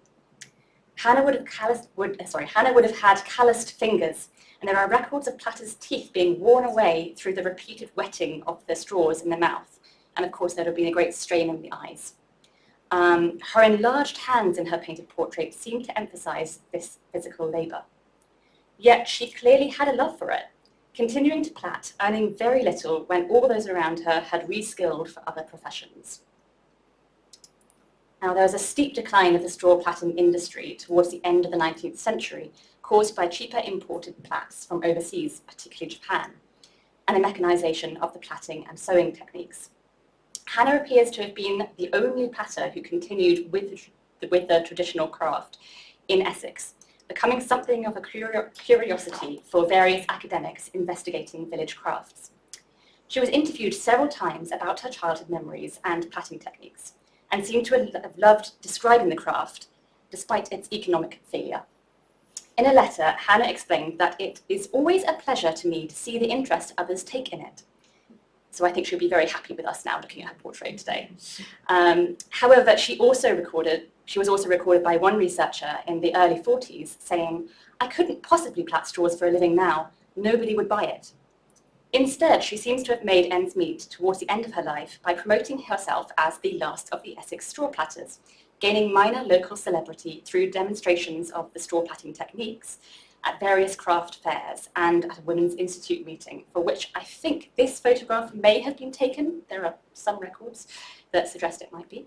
Her painted portrait could be seen as an extension of Hannah's self-promotion and desire to demonstrate the dyeing craft. But the motivations for the artist, Felicia Covington, are far more murky. Felicia Covington, we unfortunately and sort of frustratingly, we really don't know very much about her life. What we do know is that she was born in 1909 in Bristol to a middle-class and wealthy family. Her father worked in Burma and Bombay, becoming a director of various public institutions in both countries, and was given the title Companion of the Order of the Indian Empire in 1914. The earliest record we have of Felicia living in Finchleyfield is from 1925, when her parents are recorded living at the Parsonage House, which was a pretty big house, and I think it's still there, and I'd love to go and see it. This gives us the earliest possible date for the painting, but Felicia would have been about 16 in 1925. So I think this is a little bit too early, given the proficiency with which the painting is done. And I think it's more likely that she made it in her 20s, her early to mid-20s. Sadly, most of the information we have found on Felicia herself comes from reports on the inquest into her death in 1937 at the age of just 28. In this report, she is said to have died at her home on Cathcart Road in Kensington, which is the same address written on the back of the painting. She is also described as an artist of portraits and landscapes. Rather fittingly, the only other painting by Felicia that we have found so far is a watercolour sketch of a Dartmouth landscape shown here. Unfortunately, it was anonymously bought at an auction in 2016, so we haven't been able to see it in person. Given the minimal information available in records about the artist, much of what we can glean about her comes from her artistic practice. So a number of our questions will be informed by the materials, techniques, and current condition of the painting in front of us. I'd like to begin with a basic overview of the painting's condition as it came into the department before discussing how those may be linked to the artist's choice of material and technique. I'll just note briefly that there was a layer of surface dirt which will need to be cleaned. In addition, there was horizontal checking visible throughout the panel, emanating up from the plywood through to the paint layers, which can be seen on the micrograph on the left. This is kind of characteristic of plywood panels, originating from the method of production, the veneer cutting step. And this is something that I will need to address. There's also a history of paint flaking throughout, most noticeably in the lower few centimeters of the painting. So I've included here on the right an image with areas of past paint loss outlined in red to give you an idea of the scale. The lower area of the painting is also noticeably matter with powdery paint, which could be the result of leaner application or another consequence of water damage. So the paint loss and matter paint correspond to an area of water damage to the lower edge of the plywood panel, seen here as a tide line on the verso emanating from the bottom. This has also had structural implications for the support. So there's, you can see in the upper image, delamination of the plywood layers, as well as an overall curve or bowing to the panel at the lower edge. So this will be a key area for me to address in my conservation treatment. Some initial observations about materials and techniques come from close looking prior to the use of any additional analytical techniques which we will be conducting throughout the course of the study. As I've already noted, the support is plywood, and you can see that it will have a number of implications on the condition of the painting and its treatment, so it is of particular interest to me as the conservator of this painting. But it's also interesting to us to determine what would have prompted the artist to use plywood as a support rather than something more traditional like a solid wood panel or stretched canvas, particularly if this was a piece for sale. While paintings on plywood are not unheard of by any means, we would generally associate them with sketches rather than finished works for sale. In addition, we'll be looking at the ground layers if indeed there are ground layers. It's not entirely clear whether or not they are present. Initial examination of the painting under microscopy showed that in the extremely thinly applied areas of paint at the edges, there appears to be raw plywood underneath. Additionally, when looking at detached paint flakes under the microscope, they did not appear to have grounds on their reverse. However, I'll be able to address this more fully by taking samples from the painting and examining the cross-sections under a microscope. Underdrawing from first examination was not readily visible through the paint layers. However, using infrared reflectography can be helpful to identify the presence of an underdrawing if it was conducted in a carbon-based medium.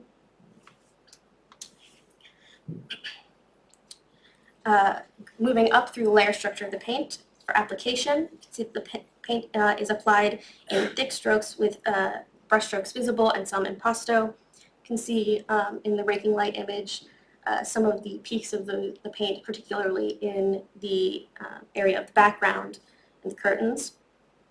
There's also evidence of the artist working wet on wet, evidenced by a mixing of the paint colors visible on the painting surface.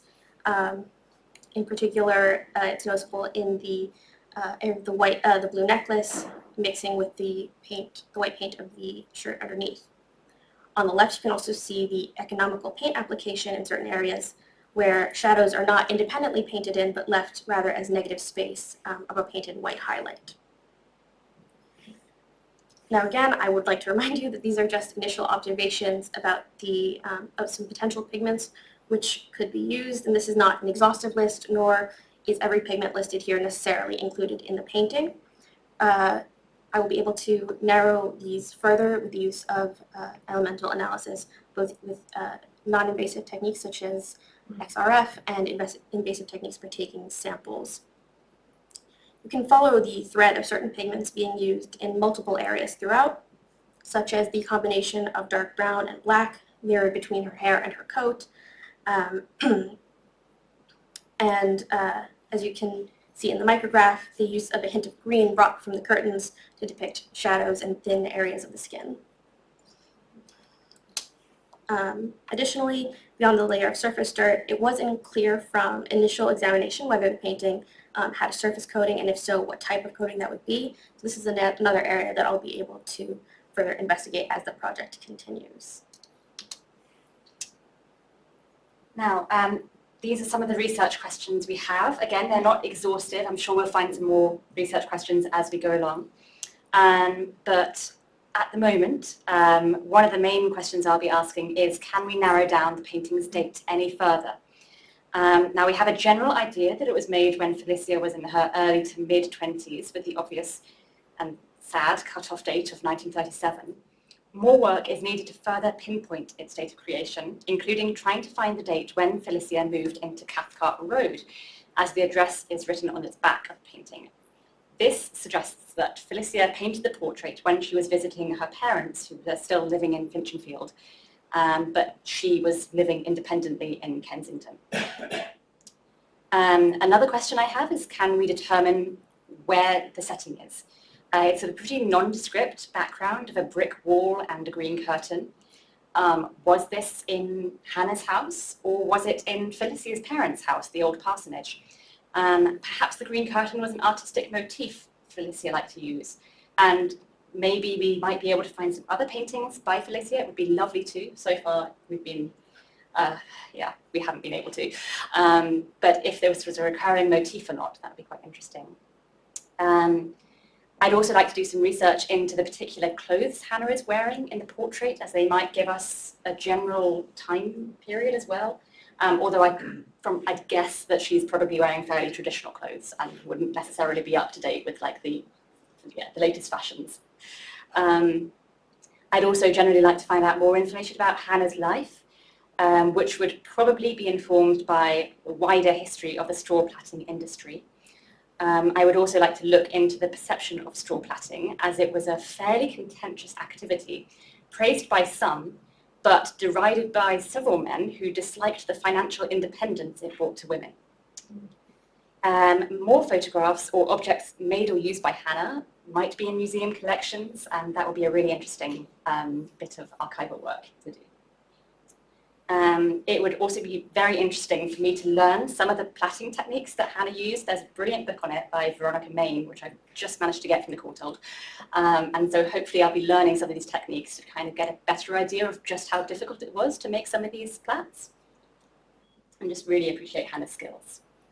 On Felicia, honestly, anything would be lovely to find out because we have so little.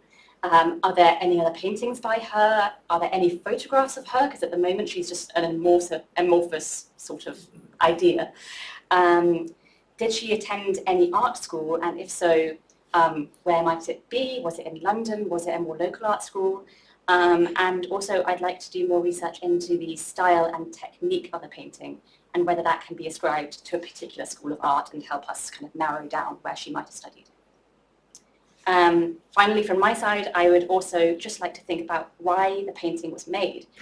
What was the connection between Felicia and Hannah, other than them being in the same village? Why did Felicia decide to paint this painting, and why might Hannah have agreed to be painted?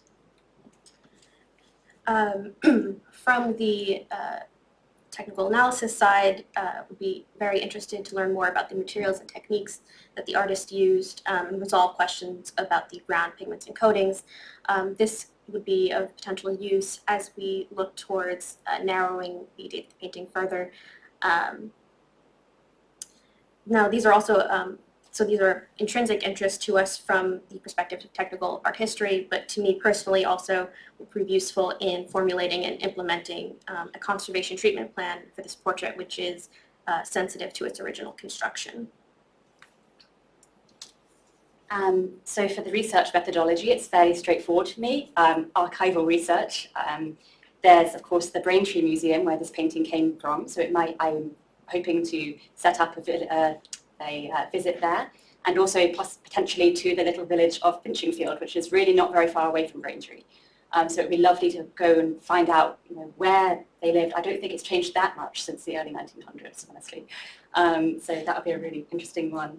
Yeah. And from a perspective of technical analysis, of course, we'll always be doing close examination and examination under the microscope, as well as analysis of cross-sections, infrared reflectography, elemental analysis, empirical cleaning tests, and use of FTIR. And I would note some of these have already been done, but we'll just have to wait for the next presentation. Before we open up to questions, we would just really like to thank Robert Rose and Lizzie Jarlett from the Braintree Museum, who have been invaluable with helping us find out more information about both the sitter and the painter, and to Aviva Bernstock-Pickerbell and Karen Serres from the Courtauld for organising this and supporting us in our work.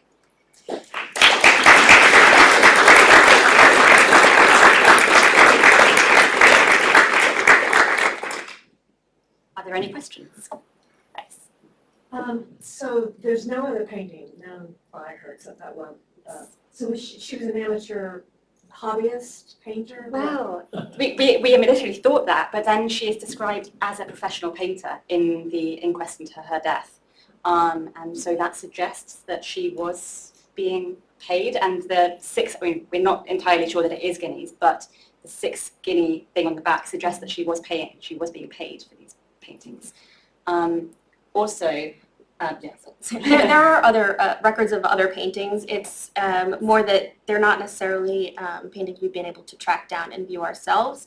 There's also, I think you mentioned that she was also being supported by her father. So while she was recorded as a professional artist, potentially wasn't selling very many works. Yeah. He was a fairly wealthy man, so he definitely could support her to live in Kensington. Yeah. I mean, just a thought, because it's such recent history, I mean, this feels to me, in the 30s, and there's such a blind spot where, could you go to a source like Ancestry.com and look for who the surviving relatives are? I have done that, and unfortunately, so she had 2 siblings. One of them had children, but there are no records of them having children, and the other didn't have any children. And she unfortunately passed away before she had any children. So it's kind of a blank spot, and I might be able to trace further back up to her parents, and any of their siblings, and trace it back down that way, but it's a bit of a tricky one. Yeah. Have you looked at the canon of the East Anglian school from around that period? I haven't, and that's definitely something I will be doing, definitely.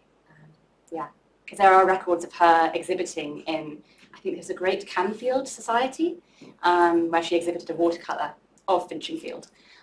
So there is definitely scope there to look into the kind of broader East Anglian thing. Yeah. Well, if there are no other questions. Yes. I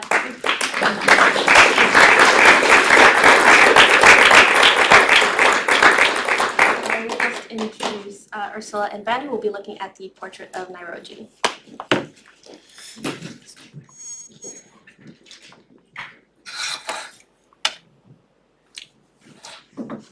Okay, hi everyone. Thank you for sticking around to the very end. We are your last presentation. And we will be talking about Saurabh M. Pithwala's portrait of Dadabai Nairoji, painted in 1946.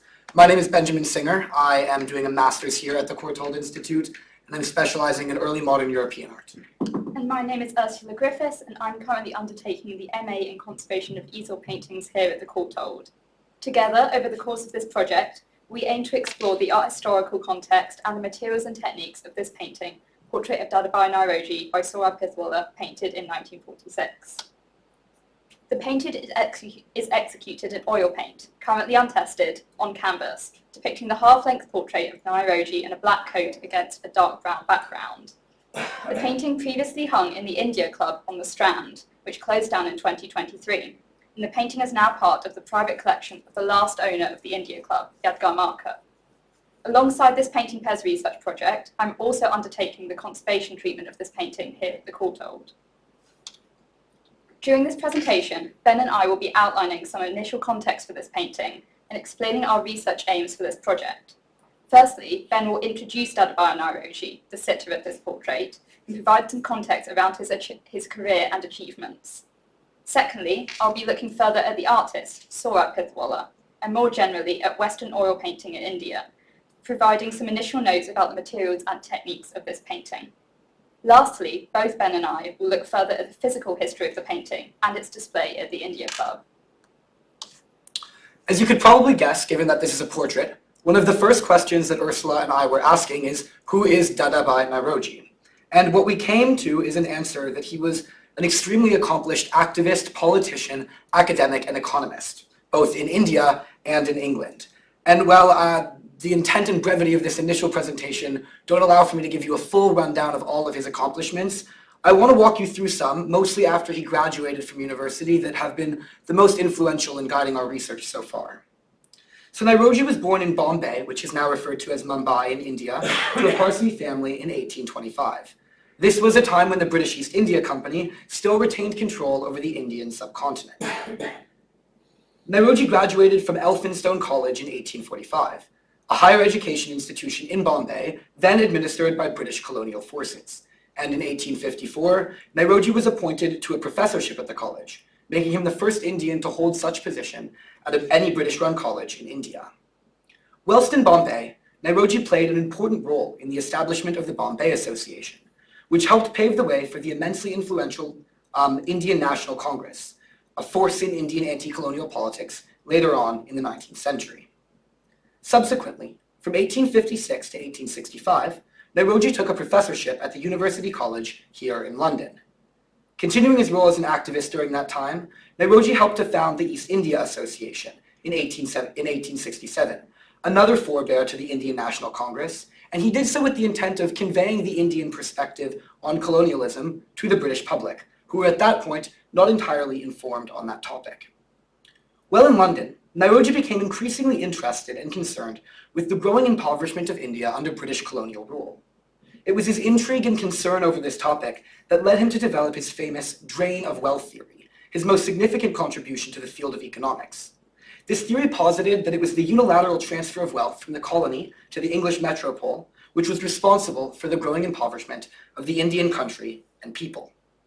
In 1885, Nairoji would help found the aforementioned Indian National Congress, over which he would preside as president, over 3 terms between 1886 and 1906.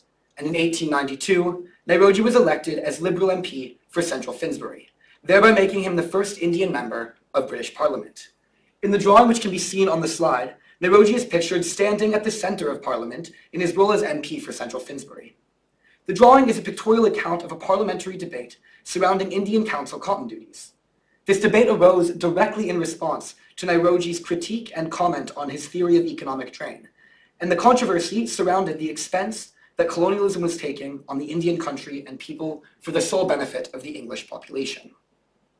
Upon first glance, it's easy to guess that this painting was painted during Nairoji's lifetime.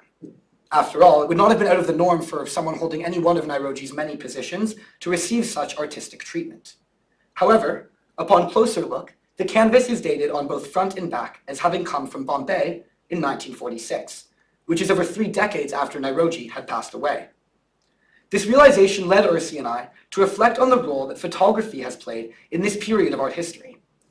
After its invention in 1822, photography became widely spread throughout India, with photographic societies being established in Mumbai, or Bombay at the time, Calcutta, and Chennai in the 1850s. Painters soon began working from photographic studies, and it's very highly likely that this portrait follows in that tradition. From what we've been able to glean thus far, portraits of Nairoji fall into 2 types. One in which he is wearing the Parsi headdress, as can be seen on the left of the slide, and 2 in which he is not wearing the headdress. It's interesting here because in our portrait, Nairoji is not pictured as wearing the headdress, which is referred to as a pagri. Though Nairoji wore this piece of clothing for most of his life, once he took up office in London, he began adorning himself less often with the headdress. As a result, we find it immensely interesting that even after his death, he's been chosen to be depicted without the headdress, as we find this place him very squarely in the center of a very complex British and Indian history of the 19th and 20th centuries. It's also very interesting that the painting was painted in Bombay in 1946. As 2 years later, in 1948, Bombay would be the place that the final British forces would depart from the Indian subcontinent. Perhaps, in a moment of reflection and celebration, Nairoji was seen as an emblem of the work and excellence which had helped bring about that moment. Though this is by no means an exhaustive conclusion to our research, these are some places we're getting started with this depiction. So this painting, Portrait of Dadabhai Nairoji, as Ben has said, is signed on the lower left corner in red paint by Saurabh M. Pizwala, and it's also dated to 1946, noting that it was painted in Bombay. The upper stretcher bar on the reverse also notes this information in pencil. Already knowing the artist of this painting, its date, and where it was painted gives a really great starting point for our research in this respect, allowing us to more easily contextualize the findings of my technical analytical work. So Saurabh Pizwala is an artist not much previously studied, in comparison to the much more widely documented work of his father, Manchesor F. Pizwala, whose portrait by Saurabh you can see on the left of the screen. While Manchesor was born in Pitha in Gujarat, both artists trained in Bombay and represent part of the late 19th to 20th century Bombay school, working in a Western academic style of painting. After Manchesor's death, Saurabh Pizwala continued his father's artistic practice, and throughout their careers, both father and son enjoyed the patronage of the emergent haute bourgeoisie class of Western India, particularly throughout the period of the Bombay presidency. For example, to the right of the screen, you can see a portrait painted by Saurabh Pizwala of Sir Tamuji Naram, a medical practitioner who found the Parsi lying-in hospital and the president of the Bombay Medical Union. Saurabh did not receive formal academic training in painting. However, he was taught by his father, Manchesor, and therefore the study of both artists are critical to the study of the materials and techniques of this painting. The context for the production of Western-style oil painting in India is an interesting one, and an aspect of worth investigating as part of this project. From the 1850s, there was a distinct effort by the British to impose European aesthetics on India, set alongside a context of attempts to nurture art production to increase state-sponsored employment opportunities. This resulted in the setting up of art schools across India, where students were trained in the art of the Western School of Academic Realism and oil painting technique, under the instruction of British professors. And this included the Sir Jamesti Jijiboy School of Art in Bombay, set up in 1857. This teaching aimed to supplant Indian aesthetics and native forms of art, such as miniature painting. An early circle of artists working in academic realism, using the medium of oil paint, were trained by the Welsh artist John Griffiths, whose painting you can see on the left, executed during his time in India. One of these artists taught by Griffiths was indeed Manchester F. Pithwalla, who achieved great fame during his lifetime in both India and England for his portraits of both Indian and British patrons. For example, he was the first Indian artist to have a solo exhibition of his work in England, which was the case in 1911, where he exhibited his paintings at the Courtauld Gallery in London. During this exhibition, he was praised by the British as an ideal product of the British colonial mission in India through his skill in the Western oil painting technique and replication of the appearance of old master portraits.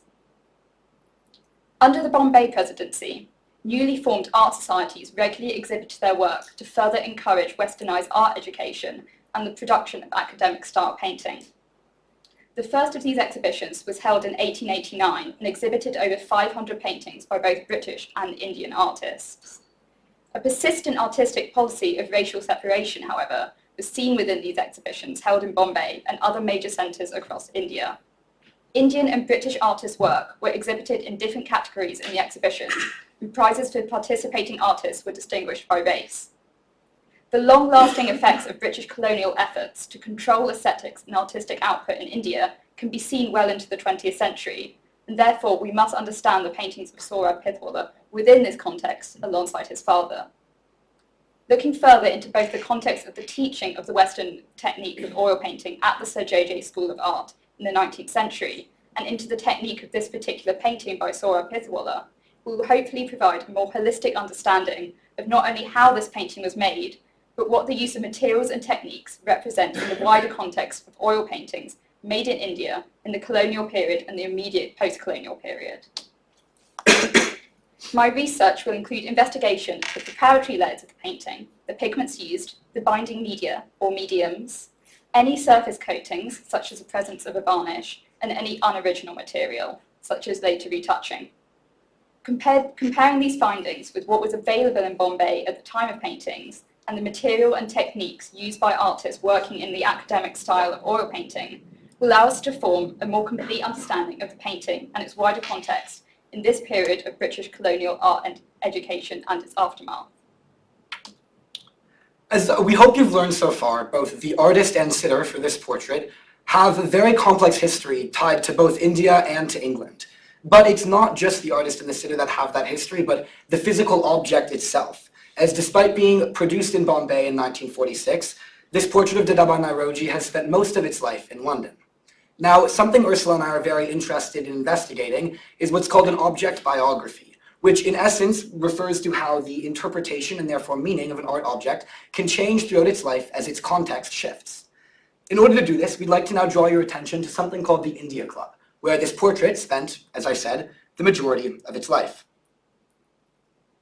The roots of the India Club can be traced back to the India League, which was a political organization which played an immensely important role in the Indian independence movement.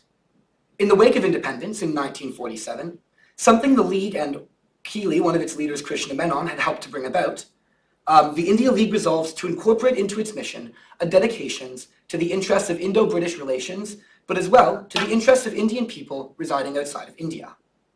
It was this dedication that brought about the birth of the India Club, a founding member of which included Nehru, who served as India's first Prime Minister for 16 years onwards from 1947.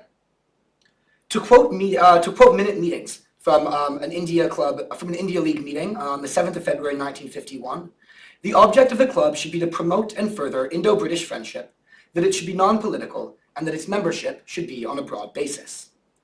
The club began activities here in London at 41 Craven Street, but only after a few short years moved to 143 The Strand.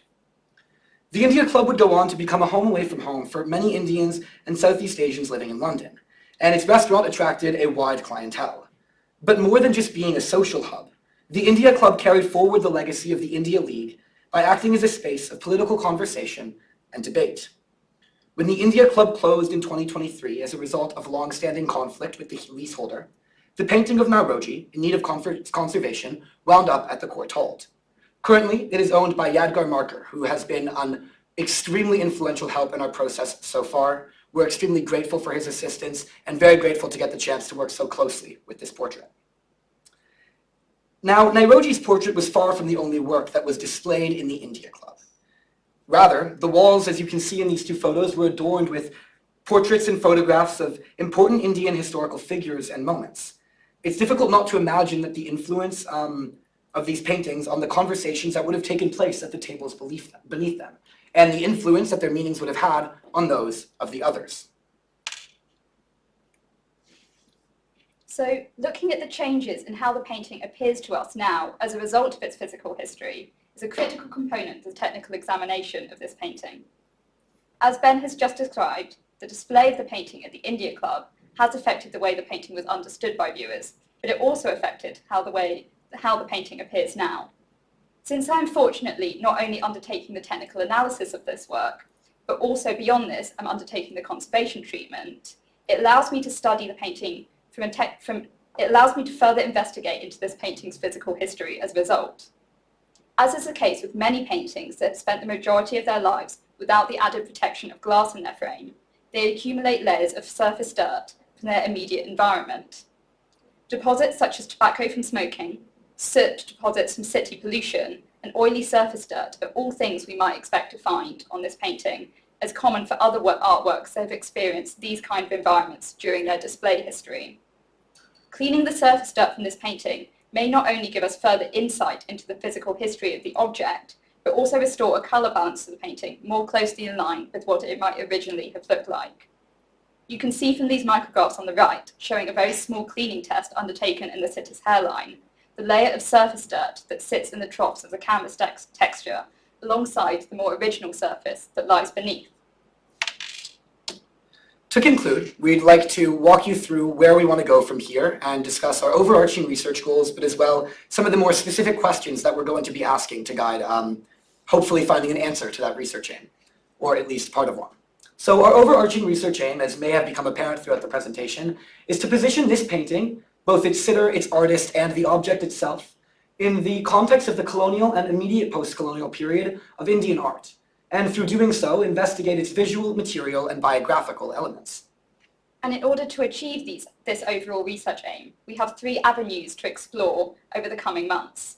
Firstly, we hope to clarify where this particular portrait sits within other visual representations of Dadabhai Nairoji, and how this can inform what aspects of his career the artist was in particular trying to convey with this painting. Our work in this respect will be focused on drawing on other existing portraits of Nairoji, especially those in London, looking at the House of Commons and the National Liberal Club. We will also be looking at photographs of Nairoji, knowing that Saurabh Pithiwala often worked from, or sometimes directly onto, photographs as part of his practice. Our second research avenue is focused on the physical history of the painting in the context of its display at the India Club. Looking at this history of the India Club, its aims, its patrons, and other artworks displayed alongside this portrait, we hope to build an understanding of how this painting might have been understood by viewers throughout the club's history. The conservation treatment of this painting, undertaken alongside the technical study, will also help to further inform us of the painting's physical history and how its appearance has changed over time. Lastly, we hope to look in depth at the materials and techniques used by Saurabh Pithiwala through the technical study of this painting. The study of Saurabh Pithiwala will also include the study of the paintings of his father, Manchesor Pithiwala, and more widely the teaching of Western oil painting technique at the Sir J.J. School of Art, Bombay. This part of our study hopes to further investigate the colonial imposition of Western aesthetics on Indian art production during the period of British control, alongside the adoption of oil-painted portraiture, in particular by the Parsi community, as a method of the preservation of their identity. Thank you very much. Thank you.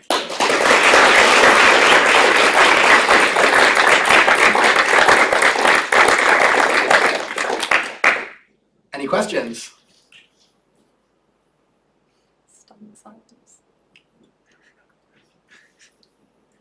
Cool.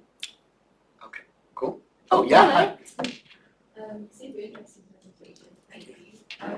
Just to start off with, you mentioned that the artist, there's evidence that the artist painted on portrait. I know that in Bombay at the time had like photographic studios where they would kind of retouch with like sort of a temper of gouache or top of like black and white portraits.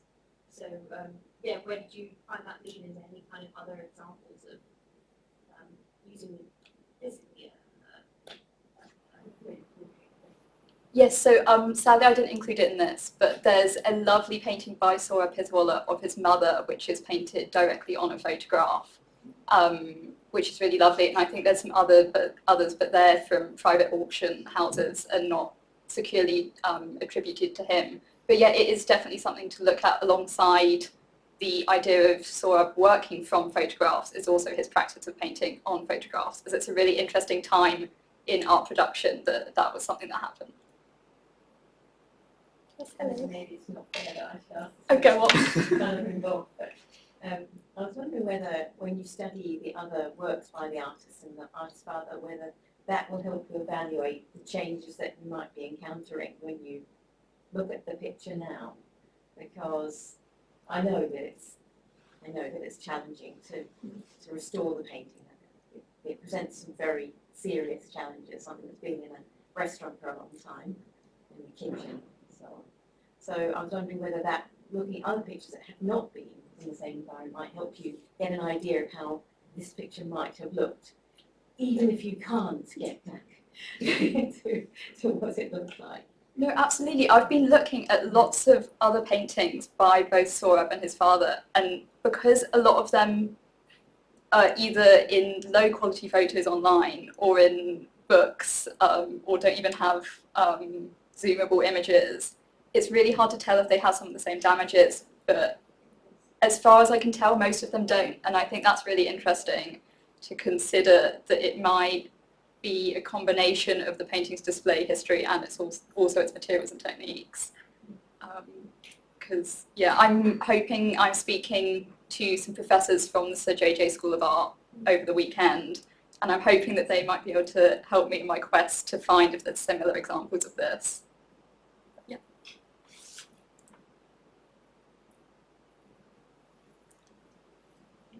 Great, thank you very much. Oh, hello, hello, Laura.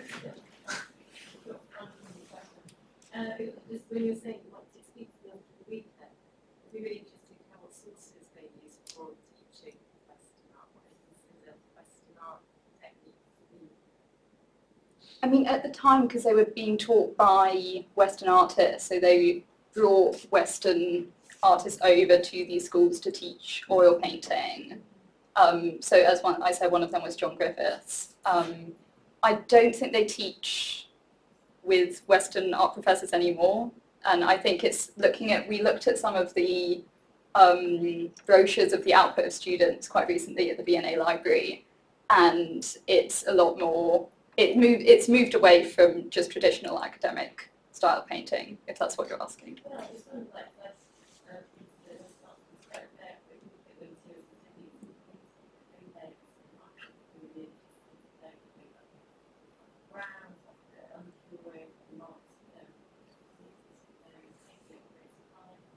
I mean, I think one thing we're definitely hopeful for, which I guess we'll see after we get to speak to them, but if there's any type of notes of artists who, such as John Griffiths, were teaching at the time that are still in the possession of the Sir J.J. School of Artists in terms of like an academic history of the program, those would be awesome to see, because I'm sure those would have a lot of insights into methods that were being prescribed to students and general art philosophies that could really help with the interpretation. And I guess as with Kat and Katie Mears' discussion where they're going to look at the lecture notes, I imagine something similar would exist in the archives of the Sir J.J. School of Art, so we can be hopeful on that. Hello. I have a conservation question. Do you have kind of structural goals as well as aesthetic? There's obviously some sort of sagging of the canvas. Yes, so the painting has corner draws in all four corners, which are just a result of the canvas losing tension over time, which is quite normal. They're not hugely major, and I will be trying to treat them later on in my conservation treatment. But currently the main goal is surface cleaning, and those who have been in the studio with me will have known my struggles with that. But yeah, that is something. I did include the raking light in this, presentation, but you can see some canvas deformation, but it's not hugely severe. Great. Well, thank you very much. Thank you, everyone.